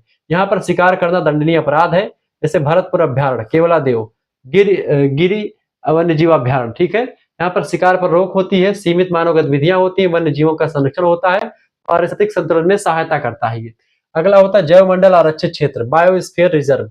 ये यूनेस्को की man and biosphere MAB programme के अंतर्गत स्थापित किया जाता है। यह क्षेत्र 3 भागों में विभाजित होता है, कोर, बफर और संक्रमण क्षेत्र। कोर वाला क्षेत्र जो होता है एकदम बाहर वाला क्षेत्र होता है, बफर जोन ये होता है, और संक्रमण क्षेत्र ये। इस तरीके से आप यहाँ पर चीजों को देख, कोर माने एकदम से अंदर वाला इलाका, ठीक है, ये कोर, फिर ये इसका बफर जोन, ठीक है, और सबसे बाहर वाला इलाका संक्रमण जोन। तो इस तरीके से, ठीक है, नीलगिरी, नंदा देवी, सुंदरबन और इसके अलावा तमाम प्रकार के और पश्चिमी घाट वगैरह के इलाके ऐसे शामिल होते हैं। तो जैव मंडल का आरक्षित क्षेत्र से घोषित किया जाता है। संरक्षण की आवश्यकता की अगर बात की जाए, जैव विविधता के ह्रास को रोकने के लिए जरूरी है, पारिस्थितिकी संतुलन को बनाए रखने के लिए जरूरी है, भविष्य की पीढ़ियों के लिए प्राकृतिक संसाधनों को सुरक्षित करने के लिए जरूरी है, इसके साथ साथ आर्थिक, सामाजिक, सांस्कृतिक लाभ प्राप्त करने के लिए भी जरूरी है। यहाँ पर कुछ इंपोर्टेंट चीजें समझ लीजिए दोस्तों, कि भारत में 104 से अधिक राष्ट्रीय उद्यान हैं, भारत में 566 वन्य जीव अभ्यारण्य हैं, ठीक है, भारत में 18 जैव मंडल आरक्षित क्षेत्र हैं यूनेस्को की सूची में जो शामिल है। ठीक है, पहला प्रोजेक्ट जो टाइगर आया 1973 में आरंभ किया गया। प्रोजेक्ट टाइगर के तहत जीवों की सुरक्षा करने के लिए, ताकि जो टाइगर है, यानी जो जिनकी संख्या विलुप्त हो रही है, उनको बचाया जा सके, भारत में जैव विविधता अधिनियम 2002 में लागू हुआ। ये सारे पॉइंट्स को आप नोट डाउन कर लीजिएगा, बहुत ही जरूरी है आपके लिए। अब दोस्तों हम चर्चा करते हैं जैव विविधता का संरक्षण, भाग 2 समझते हैं इसमें। देखिए प्रोजेक्ट टाइगर क्या है। प्रोजेक्ट टाइगर की अगर बात की जाए तो इसकी शुरुआत 1973 ईस्वी से हुई। बाघों की संख्या में वृद्धि और उसके आवास का संरक्षण किया जाए ताकि बाघ की संख्या बढ़ाई जा सके। प्रारंभिक क्षेत्र थे टाइगर रिजर्व 9 और अब 50 से अधिक टाइगर रिजर्व क्षेत्र घोषित हो चुके हैं। भारत विश्व में बाघों की सर्वाधिक संख्या वाला देश है, यहाँ पर बाघ सबसे ज्यादा है। 2022 की गणना के अनुसार भारत में बाघों की संख्या 3167 के आसपास रही है। उदाहरण कार्बेट, कान्हा, रणथंभौर, सुंदरबन, बांधवगढ़ जैसे इलाकों में बाघ रिजर्व क्षेत्र घोषित है। प्रोजेक्ट एलिफेंट भी आया। प्रोजेक्ट एलिफेंट यानी हाथी को बचाने के लिए प्रोजेक्ट एलिफेंट आया। शुरुआत 1992-93 के आसपास होती है इस अभियान की। हाथियों के झुंडों के आवासों का संरक्षण किया गया और उनके संघर्ष को कम करना। मुख्य क्षेत्र है उत्तरी पूर्वी भारत का इलाका, दक्षिण भारत और मध्य भारत का इलाकों में इनका कंजर्वेशन किया जाने लगा। ठीक है, इसके अलावा दोस्तों अगर आप थोड़ा सा और चीजों को समझने का प्रयास करेंगे तो यहाँ पर आप देखते हैं जो है यहाँ पर IUCN रेड लिस्ट की श्रेणी में आता है। EX मतलब होता है विलुप्त प्रजातियां, EW माने होता है जंगली, जंगली में विलुप्त, CR माने होता है आपका अति संवेदनशील, EN माने होता है संवेदनशील, VU माने होता है असुरक्षित, एनटी माने होता है निकट संकटग्रस्त, यानी संकट के निकट है। एलसी माने होता है न्यूनतम चिंता करना का, मतलब कि ये चिंता का विषय लेकिन अभी कम चिंता का विषय है। इस तरीके से ये जो है IUCN के द्वारा जारी किया जाता है। ऐसे कुछ शब्दावली है जिसको आपको समझना बहुत जरूरी होता है। ठीक है। अब भारत में प्रमुख राष्ट्रीय उद्यान की अगर बात की जाए दोस्तों, तो भारत में बहुत सारे राष्ट्रीय उद्यान है। उनमें अगर हम समझे, जैसे जिम कॉर्बेट राष्ट्रीय उद्यान उत्तराखंड में है, बाघ के लिए फेमस है। ठीक है। कान्हा राष्ट्रीय उद्यान मध्य प्रदेश में है, बारहसिंघा के लिए फेमस है। ठीक है। रणथंभौर राष्ट्रीय उद्यान राजस्थान में है, बाघ के लिए फेमस है। सुंदरबन राष्ट्रीय उद्यान पश्चिम बंगाल में है, रॉयल बंगाल टाइगर और मैग्रोव वनस्पतियों के लिए प्रसिद्ध है। गिरी राष्ट्रीय उद्यान गुजरात में है, एशियाई शेरों के लिए प्रसिद्ध है। काजीरंगा राष्ट्रीय उद्यान की अगर बात करें, असम में है, एक सींग वाला गैंडा के लिए प्रसिद्ध है। ठीक है। पेरियार राष्ट्रीय उद्यान केरल में है, हाथी के लिए प्रसिद्ध है।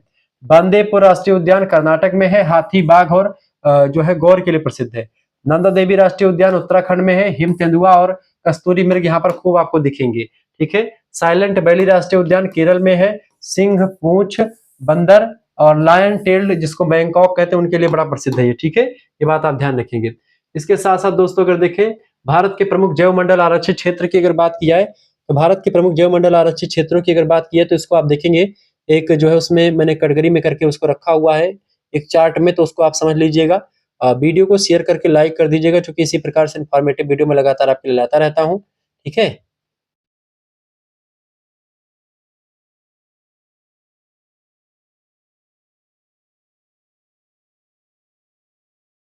क्लियर। अब देखें, जैसे इसमें आपका जो है जैव मंडल आरक्षित क्षेत्र नीलगिरी तमिलनाडु, कर्नाटक, केरल के इलाकों में पड़ता है।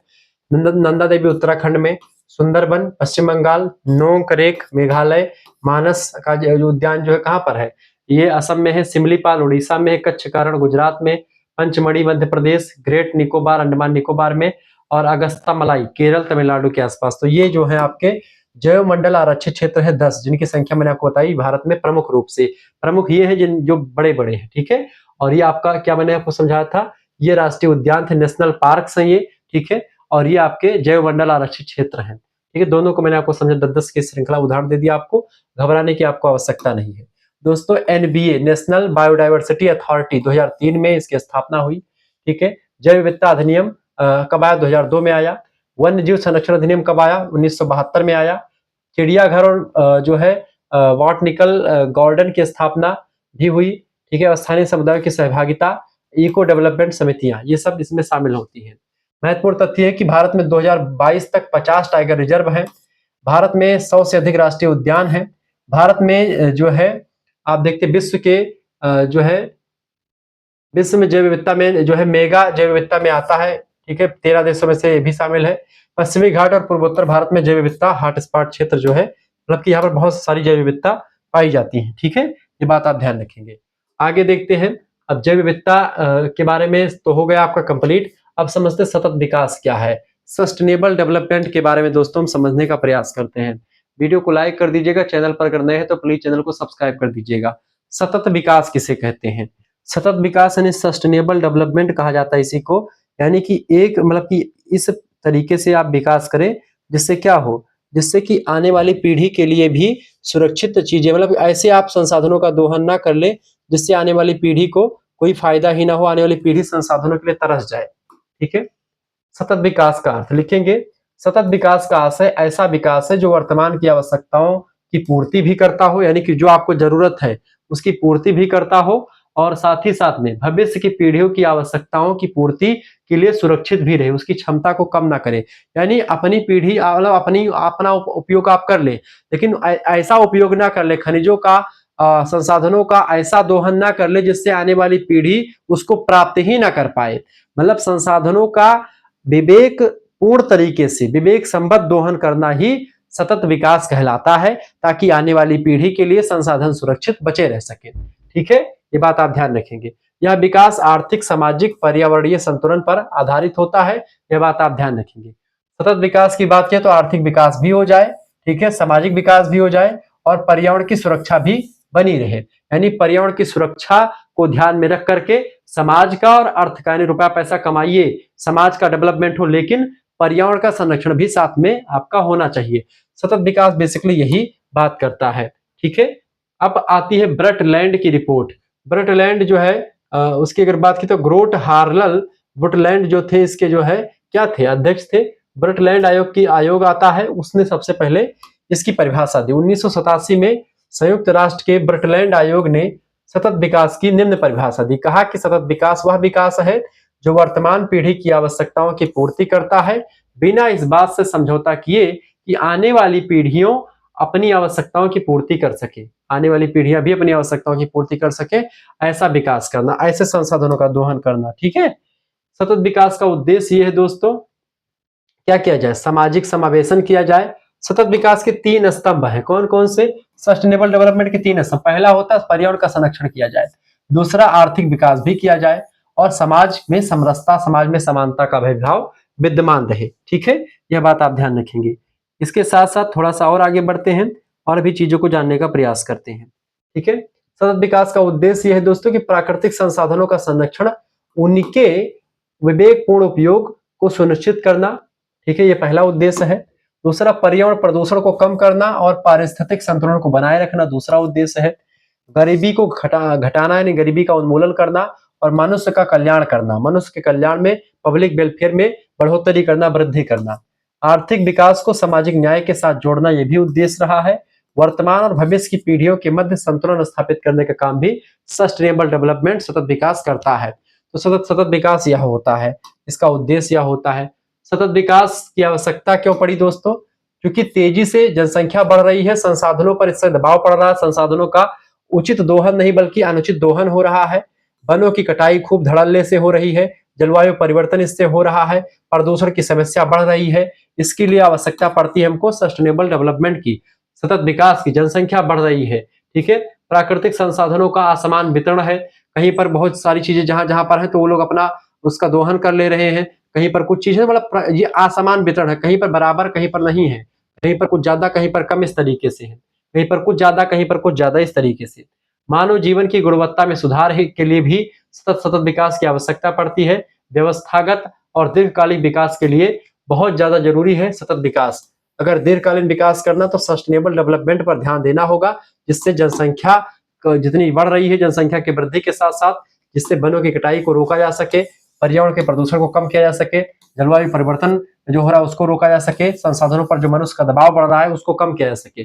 सतत विकास जो होता है इन सभी समस्याओं से हमको एक प्रकार से बचाता है। चाहे वो जनसंख्या वृद्धि होगी तो संसाधनों पर दबाव बढ़ेगा, ठीक है, तो इसको बताया जाता है कि भाई संसाधन कैसे दोहन किया जाए। जैसे पेट्रोल डीजल पर ज्यादा उपलब्धता बढ़ गई थी वो चीजें, अब देख तो E20 आ गया पेट्रोल में, ठीक है, ये तमाम प्रकार की और चीजें आ गई, ठीक है। वनों की कटाई, पर्यावरण प्रदूषण, जलवायु परिवर्तन, ये सब चीजें शामिल होने की यहाँ पर आपको दिखाई पड़ रही होंगी, ठीक है। आगे बढ़ते हैं, तो ये सब चीजें होती है, इसकी आवश्यकता इसलिए पड़ी। सतत विकास के सिद्धांतों की अगर बात की है दोस्तों, आप देखते हैं जैसे बैटरी वाली गाड़ी आ गई, ठीक है, CNG वाली गाड़ी आ गई, इससे पेट्रोल और डीजल पर थोड़ा सा दबाव कम पड़ा, ये सब सतत विकास का ही परिणाम है। सतत विकास के सिद्धांत की अगर बात की है तो समन्वित दृष्टिकोण एक है, यानी इंटीग्रेटेड अप्रोच, दूसरा है प्रदूषण सिद्धांत, तीसरा है पूर्व चेतावनी सिद्धांत, चौथा है समानता और न्याय का सिद्धांत, पांचवा है जन भागीदारी का सिद्धांत, ठीक है। समन्वित दृष्टिकोण में सभी को बराबर मिले, पर्यावरण प्रदूषक मतलब कि कहीं ना कहीं पे प्रदूषण कम हो। पूर्व चेतावनी सिद्धांत पहले से बता दिया जाए कि भाई ये प्रजातीय संकट में है। समानता और न्याय, जन भागीदारी, ये सब दिखाता है।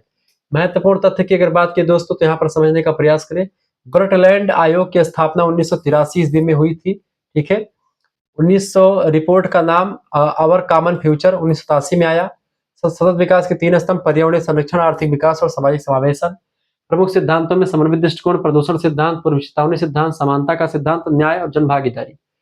सतत विकास का लक्ष्य यह है वर्तमान और भविष्य की पीढ़ियों के मध्य संतुलन स्थापित किया जाए ताकि संसाधनों का सभी लोग उचित दोहन कर पाए, ठीक है, ये बात आप ध्यान रखेंगे। अब आगे बढ़ते हैं दोस्तों और चीजों को समझने का प्रयास करते हैं। सतत विकास के लक्ष्य रखे गए दोस्तों, सस्टेनेबल डेवलपमेंट गोल्स, 17 लक्ष्य इसके रखे गए हैं दोस्तों, ये बात आप ध्यान रखेंगे। संयुक्त राष्ट्र संघ के संयुक्त राष्ट्र के द्वारा 17 सतत विकास के लक्ष्य रखे गए हैं। सितंबर 2015 में संयुक्त राष्ट्र महासभा के द्वारा 17 सतत विकास लक्ष्यों को अपनाया गया है। लक्ष्य वर्ष 2030 तक एक न्याय संगत, समृद्ध, शांतिपूर्ण और सतत विश्व का निर्माण करना है, जिसमें हम क्या करते हैं, सतत विकास के लक्ष्यों को बताते हैं। अभी ये लक्ष्य आर्थिक विकास करते हैं, सामाजिक समावेशन और पर्यावरण संरक्षण को संतुलित करने पर आधारित है। 17 सतत विकास लक्ष्य कौन कौन से, इसको थोड़ा सा आप देखने का प्रयास करेंगे दोस्तों। यहाँ पर आपको चित्र में दिखाई पड़ रहा होगा 17 पहले है। इससे पहला लक्ष्य क्या है, गरीबी मुक्त करना। तो आपसे ऑब्जेक्टिव में प्रश्न पूछ लेगा दोस्तों कि भैया ये बताइए कि पहला सतत विकास लक्ष्य क्या है। इसको बोलते हैं एसडीजी गोल, सस्टेनेबल डेवलपमेंट गोल्स। एक होता है, ठीक है, दूसरा गोल्स, ठीक है, वो दूसरा होता है, उसमें और तमाम सारे लक्ष्य हैं। तो सबसे पहला गरीबी मुक्त जो है करना, गरीब से मुक्त करना है पूरे विश्व को। भूखमरी को समाप्त करना दूसरा, ठीक है। तीसरा उत्तम स्वास्थ्य और कल्याण करना। चौथा गुणवत्तापूर्ण शिक्षा। पांचवा लक्ष्य लैंगिक समानता, महिला पुरुष बराबर हो, सभी को बराबर अधिकार मिले। स्वच्छ जल और स्वच्छता की बात करता है। छठा लक्ष्य सस्ती और स्वच्छ ऊर्जा मिले। सातवां लक्ष्य, आठवां लक्ष्य अच्छे अच्छे जो है औद्योगिक विकास और अच्छा जो है रोजगार मिले, ठीक है। उद्योग नवाचार और जो है उसकी संभावना बढ़े, ये 9वां लक्ष्य है। असमानताओं में कमी आए, 10वां लक्ष्य। 11वां लक्ष्य सतत शहर और समुदाय बने। 12वां लक्ष्य जिम्मेदार उपयोग और उत्पादन बढ़े, ठीक है, उद्योग सब कुछ बढ़े। 13 है आपका जलवायु पर कार्रवाई की जाए, जलवायु जो परिवर्तन हो रहा है उसको रोका जाए। जलवायु मतलब कि जो है, इसके अलावा आपका आप देखते हैं जलमग्न जीवन जो है, ये सब चीजें देखी जाए। इसका स्थलीय जीवन, ठीक है, शांति न्याय और समानता के लिए संस्थान जो है, लक्ष्य की एक प्रकार से पूरी की पूरी निगरानी। तो ये सब चीजें आप देख पा रहे होंगे। 17 लक्ष्य कुछ इस तरीके से आपके हैं जो मैंने यहाँ पर आपको दिखाने का प्रयास किया है। तो सतत विकास के 17 लक्ष्य हैं जो कि आपको ये मतलब 2030 तक पूरे करने हैं। 2017 में दोस्तों, ये 2015 में शुरू हुआ था, 2030 तक इसको इन 17 लक्ष्यों को आपको पूरा करना है, ठीक है।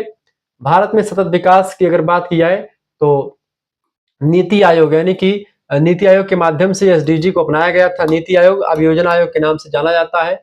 2030 एजेंडा के अनुसार भारत में प्रत्येक लक्ष्य हेतु राष्ट्रीय संकेतन नेशनल इंडिकेशन तय किए गए हैं। स्वच्छ भारत मिशन, जल जीवन मिशन, उज्ज्वला योजना, आयुष्मान भारत, हरित भारत अभियान आदि इसी दिशा में महत्वपूर्ण पहल है, ठीक है। तो ये सब दोस्तों, ये सब इसी की वजह से आपको दिखाई पड़ते हैं। संयुक्त राष्ट्र की भूमिका ये है इसमें, सतत विकास के लिए वैश्विक सहयोग को बढ़ावा देता है। संयुक्त राष्ट्र का लोगो है। विकासशील देशों को तकनीकी और आर्थिक सहायता प्रदान करता है। जलवायु परिवर्तन, जैव विविधता, प्रदूषण नियंत्रण आदि वैश्विक मुद्दों पर नीतियां बनाना। सतत विकास रिपोर्ट यानी एसडीआर जारी करने का काम भी यही करता है। सतत विकास के हेतु प्रमुख जो है उदाहरण की अगर बात की जाए तो जो बहुत पहल की गई है भारत सरकार के द्वारा, वो पहल आप यहाँ पर देख पा रहे होंगे। भारत में सतत विकास के लिए कई सारी पहल आपको दिखाई पड़ेगी, चाहे वो स्वच्छ भारत मिशन की बात हो, ठीक है, या अन्य किसी चीज की बात हो, ठीक है।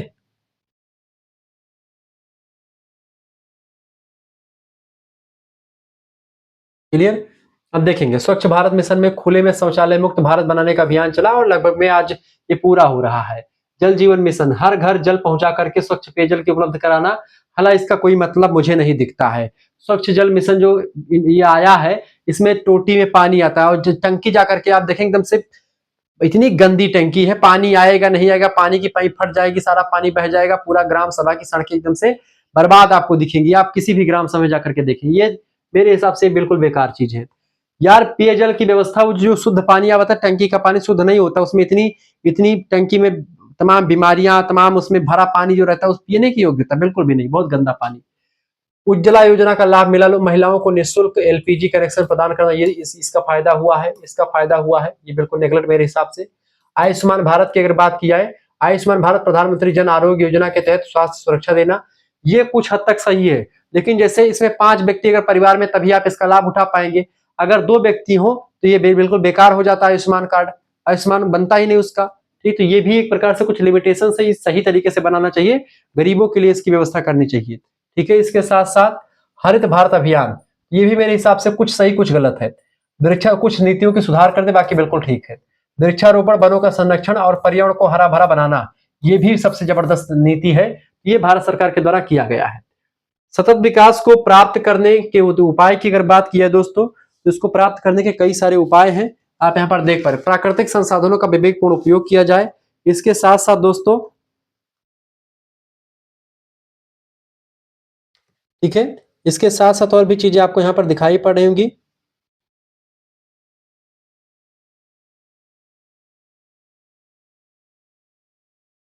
क्लियर। तो यहाँ पर आप देखेंगे, अब इसके सतत विकास को प्राप्त करने के उपाय आपको बताते हैं, कौन कौन से उपाय हैं। देखिए, प्राकृतिक संसाधनों का विवेकपूर्ण उपयोग करना पहला, ऊर्जा संरक्षण और नवीनीकरण ऊर्जा को स्रोतों को बढ़ावा देना, नवीकरणीय ऊर्जा को बढ़ावा देना, ठीक है। जल यानी कि ऐसे ऊर्जा जो कि कभी खत्म ना हो। जल संरक्षण और जल के पुनः उपयोग को बढ़ावा देना, ताकि जल का एक बार उपयोग करें फिर उसी जल का दोबारा उपयोग कर सके।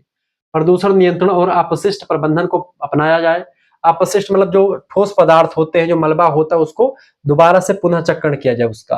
पर्यावरण शिक्षा और जन जागरूकता को बढ़ावा दिया जाए। जन भागीदारी और सामुदायिक भागीदारी को प्रोत्साहित दिया जाए। हर ग्राम सभा के प्रधान को बता दिया जाए सरकार के द्वारा कि अगर आप अपने ग्राम सभा को सुरक्षित नहीं रखेंगे तो आप पर जुर्माना लगेगा, आपकी प्रधानी जा सकती है। तो ऐसे क्या हो जाएगा, और जनता को उसमें साथ लाना पड़ेगा। तो इससे क्या होगा, जब ये सब चीजें होगी, ग्राम स्तर तक चीजें शुरू होंगी, तब एकदम चमकेगा।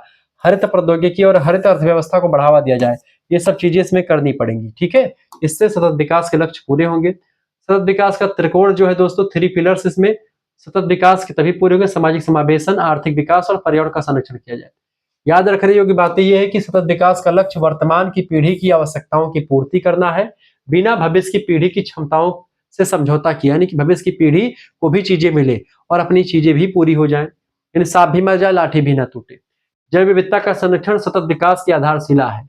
संतुलित विकास ही सतत विकास की कुंजी होती है। ये सब चीजें ध्यान रखेंगे, ठीक है। आगे बढ़ते हुए चीजों को जानने का प्रयास करते हैं। वीडियो को लाइक कर दीजिएगा, चैनल पर अगर नए हैं तो प्लीज चैनल को सब्सक्राइब कर दीजिएगा, क्योंकि इसी प्रकार से इन्फॉर्मेटिव वीडियो मैं लगातार आपके लिए लाता रहता हूँ, ठीक है। चलें आगे बढ़ते हैं और भी चीजों को जानने का प्रयास करते हैं। हमारा दूसरा चैनल है को-करिकुलर मास्टर, उसको भी आप सब्सक्राइब कर दीजिएगा, क्योंकि वहां पर भी आपको तमाम प्रकार के लेक्चर आपको मिलते रहते हैं, ठीक है। इस तरीके से आपने चीजों को समझा, ठीक है। अब एसडीजी को दोस्तों 193 सदस्य देशों ने सर्वसम्मति से अपनाया है। भारत ने 2023 में स्वैच्छिक राष्ट्रीय समीक्षा प्रस्तुत की। भारत में एसडीजी की प्रगति के लिए 306 संकेतक निर्धारित किए गए हैं। सतत विकास का आधार आर्थिक, सामाजिक, पर्यावरणीय संतुलन है। जैव विविधता का संरक्षण हमारे सतत विकास, बेहतर भविष्य की गारंटी देता है। ये सब चीजें आपको ध्यान रखनी पड़ेगी। सतत विकास के उपाय क्या क्या है, जैसे कि पर्यावरण संरक्षण किया जाए, वनों की कटाई को रोका जाए, अधिक से अधिक वृक्षारोपण किया जाए, प्रदूषण नियंत्रण के लिए कड़े कानून बनाए जाएं, उनका पालन किया जाए कानूनों का, जैव विविधता का संरक्षण करना और प्राकृतिक संसाधनों का संतुलित उपयोग करना, ये जरूरी है, ठीक है। ये बात आप ध्यान रखेंगे। वर्षा का जल संचयन किया जाए, ठीक है। ऐसे पानी मतलब कि इकट्ठा कर लिया जाए ताकि जिससे उससे चीजें जो है नुकसान ना हो और पर्यावरण का संरक्षण बना रहे। जल संरक्षण किया जाए, वाटर कंजर्वेशन, वर्षा जल संचयन करने को बढ़ावा दिया जाए। जो जो पानी बरसता है उसको इकट्ठा रख ले। जल का अपव्यय रोकना और जल का विवेकपूर्ण उपयोग करना, नदियों, तालाबों और झीलों के संरक्षण और पुनर्जीवन पर ध्यान देना, ये सब काम कर सकते हैं। इसके अलावा ऊर्जा संरक्षण किया जाए, एनर्जी को बचाया जाए। ऊर्जा का अपव्यय रोकना, यानी बिना मतलब के फिजूल खर्ची नहीं करना है। जैसे आपको 100 वाट का बल्ब नहीं यूज करना, एलईडी बल्ब यूज करें। ऊर्जा दक्ष का उपकरण करें, ठीक है। आप सौर ऊर्जा का उपयोग करें। अनावश्यक विद्युत उपकरण बंद कर दे, जैसे पंखा वगैरह चला करके कहीं बाहर ना जाए, एसी चला करके बाहर ना जाए, ठीक है। सब चीजें करें। ऊर्जा बचत उपकरणों का उपयोग करें। ऊर्जा दक्षता को बढ़ाना और वैकल्पिक ऊर्जा की ओर बढ़ना, ठीक है। ये सब चीजें आप कर सकते हैं। आगे बढ़ते हैं और भी चीजों को जानने का प्रयास करते हैं। देखिए, नवीकरणीय ऊर्जा का उपयोग, यूज ऑफ रिन्यूएबल एनर्जी, यानी सौर ऊर्जा, पवन ऊर्जा, जल ऊर्जा और बायोगैस, ये सब नवीकरणीय ऊर्जा है जिनका आप कभी खत्म नहीं कर सकते। सौर ऊर्जा, पवन ऊर्जा, जल ऊर्जा, बायोगैस, ये सभी ऐसे ऊर्जा जिनको आप खत्म नहीं कर सकते। ये अनंत है, ये नवीकरणीय है, ठीक है। इनको स्टोर भी कर सकते हैं। जीवाश्म ईंधनों पर निर्भरता कम करना, जैसे कि डीजल, पेट्रोल, इन सभी पर कम उपयोगिता कर दें। स्वच्छ और टिकाऊ ऊर्जा को अपनाना, ये सब जो होते हैं सतत विकास को बढ़ावा देंगे। जन भागीदारी, पर्यावरण संरक्षण के लिए जन जागरूकता फैलाना जरूरी है।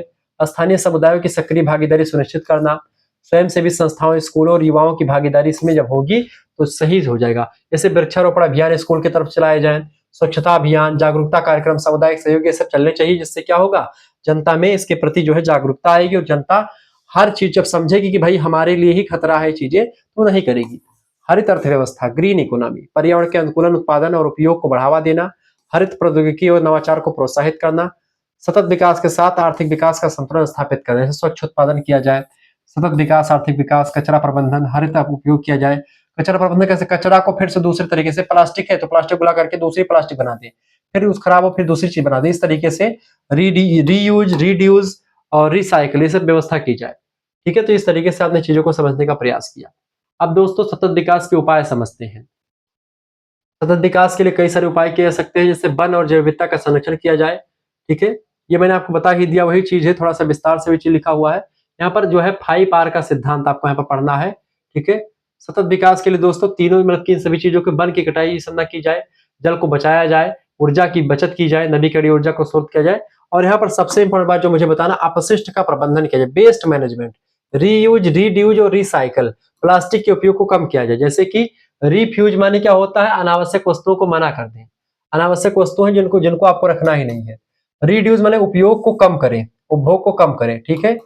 रीयूज माने पुनः उपयोग कर ले उस चीज को, रिसाइकल माने पुनः चक्र करें उसी चीज को फिर से दोबारा बनवा करके, रिकवर माने क्या, तो ऊर्जा संसाधन की पुनर्प्राप्ति की। जैसे कि आपको प्लास्टिक का डब्बा फायदा बेकार हो गया, उस प्लास्टिक के डब्बे में आप जो है रख करके आराम से पौधा लगा दीजिए मिट्टी भर करके, तो पौधा एक फायदा हो जाएगा उसका प्लास्टिक के डब्बे का। इस प्लास्टिक के डब्बे को ऐसे फेंक देंगे कोई मतलब नहीं रहेगा, लेकिन उसमें अगर पौधा लगा देंगे सुरक्षित रहेगा। सतत विकास का लाभ ये है दोस्तों कि प्राकृतिक संसाधनों का संरक्षण होता है इससे। इसके साथ ही साथ में अगर आप देखेंगे दोस्तों, इसके साथ साथ क्या होता है, इसके साथ ही साथ पर्यावरण प्रदूषण में कमी आती है, आने वाली पीढ़ियों का भविष्य सुरक्षित होता है, आर्थिक विकास के साथ सामाजिक समृद्धि बढ़ती है, जीवन की गुणवत्ता में सुधार आता है। और कृषि, सतत कृषि करी जाए, जैसे कि आप देखेंगे जैविक खेती, फसल चक्र, मृदा संरक्षण अपनाना, रासायनिक उर्वरकों और कीटनाशकों का उपयोग कम करना, इससे भी बचत होती है। जैसे सौर, पवन, जल, बायोगैस जैसी ऊर्जा स्रोतों का अधिक उपयोग करना, शिक्षा और जागरूकता फैलाना लोगों में, ठीक है। जब जनता जागरूक हुई तभी सब कुछ होगा। जन भागीदारी बढ़ाना, पेड़ लगाएं, उनकी रक्षा करें, जल ऊर्जा संसाधनों का संरक्षण करें, प्लास्टिक का उपयोग कम करें, ठीक है। सार्वजनिक परिवहन का उपयोग करें, यानी बस ट्रेन से यात्रा करें, प्रकृति के साथ सामंजस्य बना करके चले, तो इस तरीके से हमारी पृथ्वी बची रहेगी, ठीक है। कानूनी और नीतिगत उपाय, पर्यावरण संरक्षण संबंधी कानूनों का पालन करना, नीतियों का निर्माण करना और सख्त क्रियान्वयन करना, इस तरीके से आप चीजों को बचा सकते हैं। आप थोड़ा सा इसको थोड़ा सा और हम चीजों को समझने का प्रयास करते हैं, थोड़ा सा कुछ महत्वपूर्ण चीजें हैं। जैसे कि ब्रटलैंड आयोग की स्थापना कब हुई थी, 1983 में हुई थी, ये बात आप ध्यान रखेंगे, ठीक है। और भी चीजों को समझने का प्रयास करते हैं, ठीक है। अगला देखेंगे, ब्रटलैंड रिपोर्ट का नाम क्या है, आवर कॉमन फ्यूचर, 1987 में इसका नाम आया। जैव विविधता अधिनियम 2002 में आया। जल प्रदूषण निवारण और नियंत्रण अधिनियम 1974 में आया। वायु प्रदूषण निवारण और नियंत्रण अधिनियम 1981 में बना, ठीक है। ये सब नियम केवल बने हुए हैं, इनकी सुरक्षा करना हमारा दायित्व। जब तक इसमें जनता साथ नहीं देगी तब तक सरकार कुछ नहीं कर सकती। क्योटो प्रोटोकॉल 1997 में आया। पेरिस समझौता कब हुआ, 2015 में। सतत विकास लक्ष्य एसडीजी रखा गया, 2015 में रखा गया। 2030 तक इसको पूरा करना है, जिसमें 17 लक्ष्य शामिल किए गए, जो ऊपर हम चर्चा कर चुके हैं। भारत में वन आवरण यानी कि FSI रिपोर्ट 2023 में आई। 21.71% केवल भारत में वन बचा हुआ है, जबकि 33% से ऊपर होना चाहिए। भारत की राष्ट्रीय जल नीति 2012 में आई। ये सब चीजें ध्यान रखेंगे, ठीक है। अब बहुत सारी चीजें आप समझ चुके हैं, आगे बढ़ते और भी चीजों को जानने का प्रयास करते हैं, ठीक है। वीडियो को शेयर कर दीजिएगा और लाइक भी कर दीजिएगा, क्योंकि इसी प्रकार से इंफॉर्मेटिव वीडियो मैं लगातार आपके लिए लाता रहता हूँ, ठीक है। चले आगे बढ़ते और चीजों को जानने का प्रयास करते हैं। वीडियो को शेयर कर दीजिएगा दोस्तों और लाइक भी कर दीजिएगा, ठीक है। चले, तो ये आपके समझ में आ गया होगा। तमाम सारी चीज जो मैं इंपॉर्टेंट चीजें बताता हूँ, इसको याद करके चलेंगे, आगे बढ़ेंगे, ठीक है। अब दोस्तों सतत विकास के बारे में बहुत कुछ समझ लिया है। अब हम ऑब्जेक्टिव टाइप के प्रश्नों के बारे में अध्ययन करेंगे। ऑब्जेक्टिव टाइप के प्रश्नों को आपको बताएंगे कि आखिरकार कौन कौन से क्वेश्चंस आपके बन सकते हैं। तो आपने पूरा विस्तार से समझ लिया। अब दोस्तों यहाँ पर विश्वविद्यालय स्तरीय 20 ऑब्जेक्टिव क्वेश्चन यहाँ पर आपके लिए तैयार किए गए। इनको आप जो है आप पढ़ लीजिए थोड़ा सा, ठीक है। जो आपने अभी तक पढ़ा उन्हीं से संबंधित है। पहला क्वेश्चन से आपका जैव विविधता यानी बायोडायवर्सिटी से क्या तात्पर्य है। इसका मतलब होता है जीवों की विविधता तथा उनके आवासों की विविधता को जैव विविधता कहा जाता है। सी ऑप्शन इसका करेक्ट आंसर हो जाएगा। दूसरा क्वेश्चन आपका आ चुका है, अगला प्रश्न क्या है आपका प्रश्न, भारत में निम्न में से कौन सा राष्ट्रीय उद्यान नहीं है। भारत में दोस्तों सुंदर, काजीरंगा, गिरी, नंदा देवी है। सुंदरबन भारत में नहीं पड़ेगा, ये बांग्लादेश और इसमें दोनों के आसपास पड़ जाता है, ठीक है। प्रोजेक्ट टाइगर की शुरुआत कब हुई, इसकी शुरुआत दोस्तों कब हुई, 1973 के आसपास। सी ऑप्शन करेक्ट आंसर हो जाएगा। जैव विविधता अधिनियम बायोलॉजिकल डाइवर्सिटी एक्ट कब पारित हुआ, ये पारित हुआ 2002 में। ऑप्शन नंबर इसका सी करेक्ट आंसर हो जाएगा। ये बात आप ध्यान रखेंगे, ठीक है। आगे बढ़ते हुए चीजों को जानने का प्रयास करते हैं। वीडियो को शेयर और लाइक कर दीजिएगा, क्योंकि इसी प्रकार से इंफॉर्मेटिव वीडियो आती रहती है। अगला क्वेश्चन आपका, international union for conservation of nature IUCN की स्थापना कब हुई थी, 1946 में इसकी स्थापना हुई थी दोस्तों। ये बात आप ध्यान रखेंगे, ठीक है। आगे बढ़ते हुए चीजों को जानने का प्रयास करते हैं। वीडियो को शेयर कर दीजिएगा और लाइक भी कर दीजिएगा। निम्न में से कौन सा एक अक्षय ऊर्जा का स्रोत है। अक्षय ऊर्जा दोस्तों सौर ऊर्जा। अक्षय माने जो कभी खत्म ना हो, जिसका कभी खत्म ना हो, तो सौर ऊर्जा कभी आप खत्म नहीं कर सकते। 7 नंबर प्रश्न है, सतत विकास का मूल उद्देश्य क्या है। सतत विकास का मूल उद्देश्य वर्तमान की आवश्यकताओं की पूर्ति बिना भविष्य की आवश्यकताओं से समझौता किए, यानी कि भविष्य की आवश्यकताओं के साथ समझौता किए बिना ही वर्तमान की आवश्यकताओं को पूरा कर लेना सतत विकास होता है। 8वां प्रश्न है, भारत में स्वच्छ भारत मिशन की शुरुआत कब हुई थी? इसकी मिशन की शुरुआत 2 अक्टूबर 2014 को हुई थी। ऑप्शन नंबर इसका बी करेक्ट आंसर हो, गांधी जयंती के दिन। ठीक है, अगला 9 नंबर प्रश्न आपका आ चुका है, पर्यावरण संरक्षण के लिए कौन सा 5 आर सिद्धांत प्रयुक्त होता है? 5 आर मतलब जिसमें आपका रिफ्यूज, रिड्यूस, रीयूज, रिसाइकल और रिकवर, इस तरीके से ये सब चीज, यानी कि आप किसी भी ज्यादा उपयोग करने से मना करें, ज्यादा उपयोग ना करें, ठीक है, दोबारा से उपयोग कर ले उसी चीज को, दोबारा उसको जो है यूज कर सकते, दोबारा उसको बनने के लिए दे दें, रिकवर करने के लिए दे दें, तो इस तरीके से आप कर सकते हैं। 5 आर का सिद्धांत जो होता है ये ठोस अपशिष्ट प्रबंधन के लिए जरूरी है। निम्न में से कौन सी ग्रीन हाउस गैस इनमें से नहीं है? ग्रीन हाउस गैस दोस्तों कार्बन डाइऑक्साइड है, मीथेन भी है, नाइट्रस ऑक्साइड भी है, ऑक्सीजन कोई ग्रीन हाउस गैसेस नहीं है, ये बात आप ध्यान रखेंगे। एक चीज यहाँ पर दोस्तों, अगर आपको इस सभी का पीडीएफ प्राप्त करना, पीडीएफ आप प्राप्त कर सकते हैं, मात्र और मात्र 100 रुपए फीस में आपके लिए सभी यूनिट के पीडीएफ मिलेंगे। इकाई संख्या 1 का आपने वीडियो देखा होगा, इकाई संख्या दोस्तों ये 2 है, ऐसे इकाई संख्या 3, 4 आपके तमाम सारे नोट्स, मतलब इकाई संख्या 8 तक के नोट्स आपको मिल जाएंगे, और जो है सारी चीजें 9984 039 139 इस नंबर पर व्हाट्सएप पर एसएमएस करेंगे। इकाई 8 तक का पूरा नोट्स आपके लिए अवेलेबल कर दिया गया है, कम से कम 5 प्रैक्टिस सेट आपको इसके साथ सब कुछ मिलेगा, अपना नाम, अपनी यूनिवर्सिटी का नाम, अपने सब्जेक्ट का नाम, आप किस सेमेस्टर में अपने सेमेस्टर का नाम लेकर के भेज दीजिएगा। थर्ड सेमेस्टर की फीस दोस्तों रख दी गई है मात्र और मात्र 100 रुपए फीस। 100 रुपए फीस में आपको सब कुछ मिलेगा। जैसे आप व्हाट्सएप पर मैसेज करेंगे, आपके पास एक क्यूआर कोड स्कैनर भेजा जाएगा। ये फीस आप खुद भी जमा कर सकते हैं, किसी दूसरे से भी उसी स्कैनर पर जमा करवा सकते हैं, ठीक है। और वो आप जैसे आप एसएमएस करेंगे, आपके पास एक क्यूआर कोड स्कैनर बन जाएगा, उसी पर आपको 100 रुपए फीस जमा कर देने हैं, ठीक है। इस जब सब फीस जमा करेंगे उसके बाद आपको व्हाट्सएप ग्रुप में जोड़ा जाएगा। व्हाट्सएप ग्रुप में ही आपको सभी विषय के नोट्स मिलेंगे, पीडीएफ नोट्स मिलेंगे, जो जो आपका सब्जेक्ट होगा, जैसे जियोग्राफी के साथ पॉलिटी है, हिस्ट्री, हिंदी है, उन सभी का मिलेगा। को करिकुलर का जो ऑब्जेक्टिव पेपर होता है अनिवार्य वाला, वो भी आपको मिलेगा इसी पैसे में, ठीक है। सभी विषय के सभी, यानी आपकी बार क्या है, इकाई 1 से लेकर इकाई 8 तक के सभी नोट्स आपको मिलेंगे, सारी चीजें आपको मिलेगी। कोई किताब, कोई सीरीज आपको लेने की आवश्यकता नहीं पड़ेगी। अगर कुछ बच्चे लगातार कमेंट कर गुरुजी 3rd एंड 4th एक साथ फीस जमा करेंगे तो कुछ ऑफर आप देंगे, बिल्कुल ऑफर है। 3rd एंड 4th का एक साथ फीस जमा करेंगे तो मात्र और मात्र 150 रुपए फीस में दोनों सेमेस्टर का आपको करवा दिया, यानी कि पूरा 1 साल तक की फीस केवल 150। 1 साल में आपको सभी विषय के, यानी 4-5 विषय जो आपके होंगे उन सभी का नोट्स मिलेगा। को करिकुलर पूरा 3rd सेमेस्टर, फिर 3rd सेमेस्टर के पेपर के बाद में 4th सेमेस्टर की क्लास स्टार्ट होगी, शुरुआत से आप उसमें जुड़ जाएंगे ग्रुप में, तो 4th सेमेस्टर भी पूरा आपको मिलेगा। तो मात्र 150 रुपए फीस, बहुत कम फीस है। इसमें सभी यूनिट के पीडीएफ नोट्स आपको, हैंड रिटन पीडीएफ नोट, जो आपने पीडीएफ नोट देखा ऐसे ही नोट्स आपको मिलेंगे।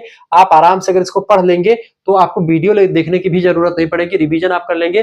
परीक्षा के अंतिम दिनों के लिए कम से कम 5-5 प्रैक्टिस सेट, जो पिछले 5 वर्षों से क्वेश्चन पेपर जो पूछे जाते हैं विभिन्न विश्वविद्यालय में, उनमें जो रिपीटेड क्वेश्चन है उनके आधार पर सेट किया गया है, जो परीक्षा में आने वाले हैं 2027 के, उन सभी के लिए पूरी व्यवस्था कर दी गई है। घबराने की आपको आवश्यकता नहीं, सारी चीजें आपको मिल जाती है, ठीक है। तुरंत एसएमएस करें, देर बिल्कुल भी ना करें। आप देखते हैं ऐसे ही हर यूनिट के नीचे आपको ऑब्जेक्टिव क्वेश्चंस की श्रृंखला मिलेगी, ठीक है, जिसके आंसर भी साथ में आपके दिए गए हैं। तो ये आपके लिए फायदेमंद चीज है। वर्षा जल संचयन का मुख्य उद्देश्य क्या है? वर्षा जल संचयन का मुख्य उद्देश्य होता है दोस्तों क्या करना, भूजल के स्तर को बढ़ावा देना। बी ऑप्शन इसका करेक्ट आंसर होगा। 12 नंबर क्वेश्चन आपकी स्क्रीन पर आ चुका है, फटाफट से आप देखने का प्रयास करेंगे। वीडियो को शेयर कर दीजिएगा, लाइक कर दीजिए। तो ग्रुप से आप सभी लोग जुड़ जाइए दोस्तों, ग्रुप से जुड़ने का आपके लिए बड़ा फायदा है, ठीक है, ये बात आप ध्यान रखेंगे। आगे बढ़ते हैं। 12 नंबर क्वेश्चन आप देखेंगे सभी लोग 12 नंबर क्वेश्चन आप देखेंगे दोस्तों। 12 नंबर क्वेश्चन आपकी स्क्रीन पर क्या आ चुका है, सभी लोग देखने का प्रयास करेंगे। 12 नंबर क्वेश्चन आपका क्या है, सतत विकास के 3 स्तंभ कौन कौन से हैं? तो आर्थिक, सामाजिक और पर्यावरणीय, यानी आर्थिक विकास किया जाए लेकिन सामाजिक समरसता को ध्यान में रख करके, और पर्यावरण की गुणवत्ता को कमी न पहुंचे, ठीक है। ऑप्शन नंबर इसका बी करेक्ट आंसर हो जाएगा। अगला क्वेश्चन आपका आ चुका 13 नंबर प्रश्न है, भारत का कौन सा राज्य जैव विविधता के लिए हॉट स्पॉट माना जाता है, यानी जहां पर बहुत ज्यादा जीव रहते हैं? वो है आपका दोस्तों पश्चिमी घाट जो होता है। पश्चिमी घाट क्या, जैसे ये अपना भारत है, ये भारत का जो इलाका है बेसिकली आप देखते हैं, जो हॉट स्पॉट इलाका जो पश्चिमी घाट है, ठीक है, ये वाला जो इलाका होता है, ये वाला, ठीक है। इसके अलावा इधर जो है समुद्र है, अरब सागर है, इधर हिंद महासागर है, इधर बंगाल की खाड़ी है, ठीक है। अब यहाँ का जो इलाका, इसको बोलते हैं पश्चिमी घाट। इसी घाट पर बहुत सारी वनस्पतियां, बहुत सारे जीव जंतु निवास करते हैं, ठीक है, ये बात ध्यान रखेंगे। चिपको आंदोलन मुख्यतः किससे संबंधित है? तो ये दोस्तों वन संरक्षण से रिलेटेड है। चिपको आंदोलन के प्रणेता है कौन? सुंदरलाल बहुगुणा जी। जैसे इसमें क्या होता था, पेड़ को पकड़ करके चिपक जाते थे लोग, इसीलिए इस आंदोलन को चिपको आंदोलन कहा जाता है। इसका बड़ा फायदा ये हुआ कि जैसे पेड़ कटाई को रोकने के लिए चिपको आंदोलन किया गया था, ठीक है, जंगल संरक्षण के लिए। प्रोजेक्ट एलिफेंट की शुरुआत कब हुई? प्रोजेक्ट एलिफेंट की शुरुआत दोस्तों हुई थी 1991-92 के आसपास। बी ऑप्शन करेक्ट आंसर होगा। निम्न में से कौन सा सतत कृषि पद्धति का उदाहरण है? सतत कृषि पद्धति जैविक खाद का प्रयोग करके आप कर सकते हैं। ऑप्शन नंबर इसका बी करेक्ट आंसर हो जाएगा। अगला क्वेश्चन आप देखेंगे, 17 नंबर प्रश्न आपका आ चुका है। प्रश्न है दोस्तों, आप देखेंगे जैव विविधता दिवस कब मनाया जाता है? जैव विविधता दिवस मनाया जाता है दोस्तों 16 सितंबर को। ऑप्शन नंबर इसका सी करेक्ट आंसर हो जाएगा, ठीक है। आगे देखते हैं, 5 जून को क्या मनाते हैं? सभी लोग कमेंट करके बताएंगे 5 जून को क्या मनाते हैं। विश्व पर्यावरण दिवस कब मनाते हैं? कमेंट करके आप सभी लोग बताएंगे। निम्न में से कौन कौन सा प्रदूषण मिट्टी की उर्वरता को कम करता है? बताएंगे। तो मृदा प्रदूषण जो होता है मिट्टी की उर्वरता को कम करता है। मृदा में अगर प्रदूषित हो गई मृदा तो उसकी उर्वरता कम हो जाती है। पेरिस समझौता जो हुआ था किस वर्ष हुआ था? 2015 में हुआ था पेरिस समझौता। ऑप्शन नंबर इसका बी करेक्ट आंसर होगा। भारत में राष्ट्रीय हरित प्राधिकरण, जिसको आप एनजीटी कहते हैं, नेशनल ग्रीन ट्रिब्यूनल अंग्रेजी में, हिंदी में राष्ट्रीय हरित प्राधिकरण, ठीक है। ये सारे प्रश्न ऑब्जेक्टिव अगर परीक्षा होती तो सारे प्रश्न आपके यहीं से पूछ लिए जाएंगे। एक भी क्वेश्चन बाहर से नहीं आएगा, सब कुछ आपको इकट्ठा मिल जाएगा, कहीं पर आपको घबराने की आवश्यकता नहीं है। 2010 में राष्ट्रीय हरित प्राधिकरण की स्थापना होती है दोस्तों, 2010 के आसपास, ठीक है। ऑप्शन नंबर इसका ए करेक्ट आंसर हो जाएगा। 2012 में भला जारी हुआ, लेकिन 2010 इसका करेक्ट आंसर हो जाएगा, ठीक है। अब यहाँ पर देखने का प्रयास करेंगे थोड़ा सा। प्रोजेक्ट टाइगर दोस्तों यहाँ पर कुछ समझ लीजिए। प्रोजेक्ट टाइगर 1973, प्रोजेक्ट एलिफेंट 1992-93 के आसपास, ठीक है।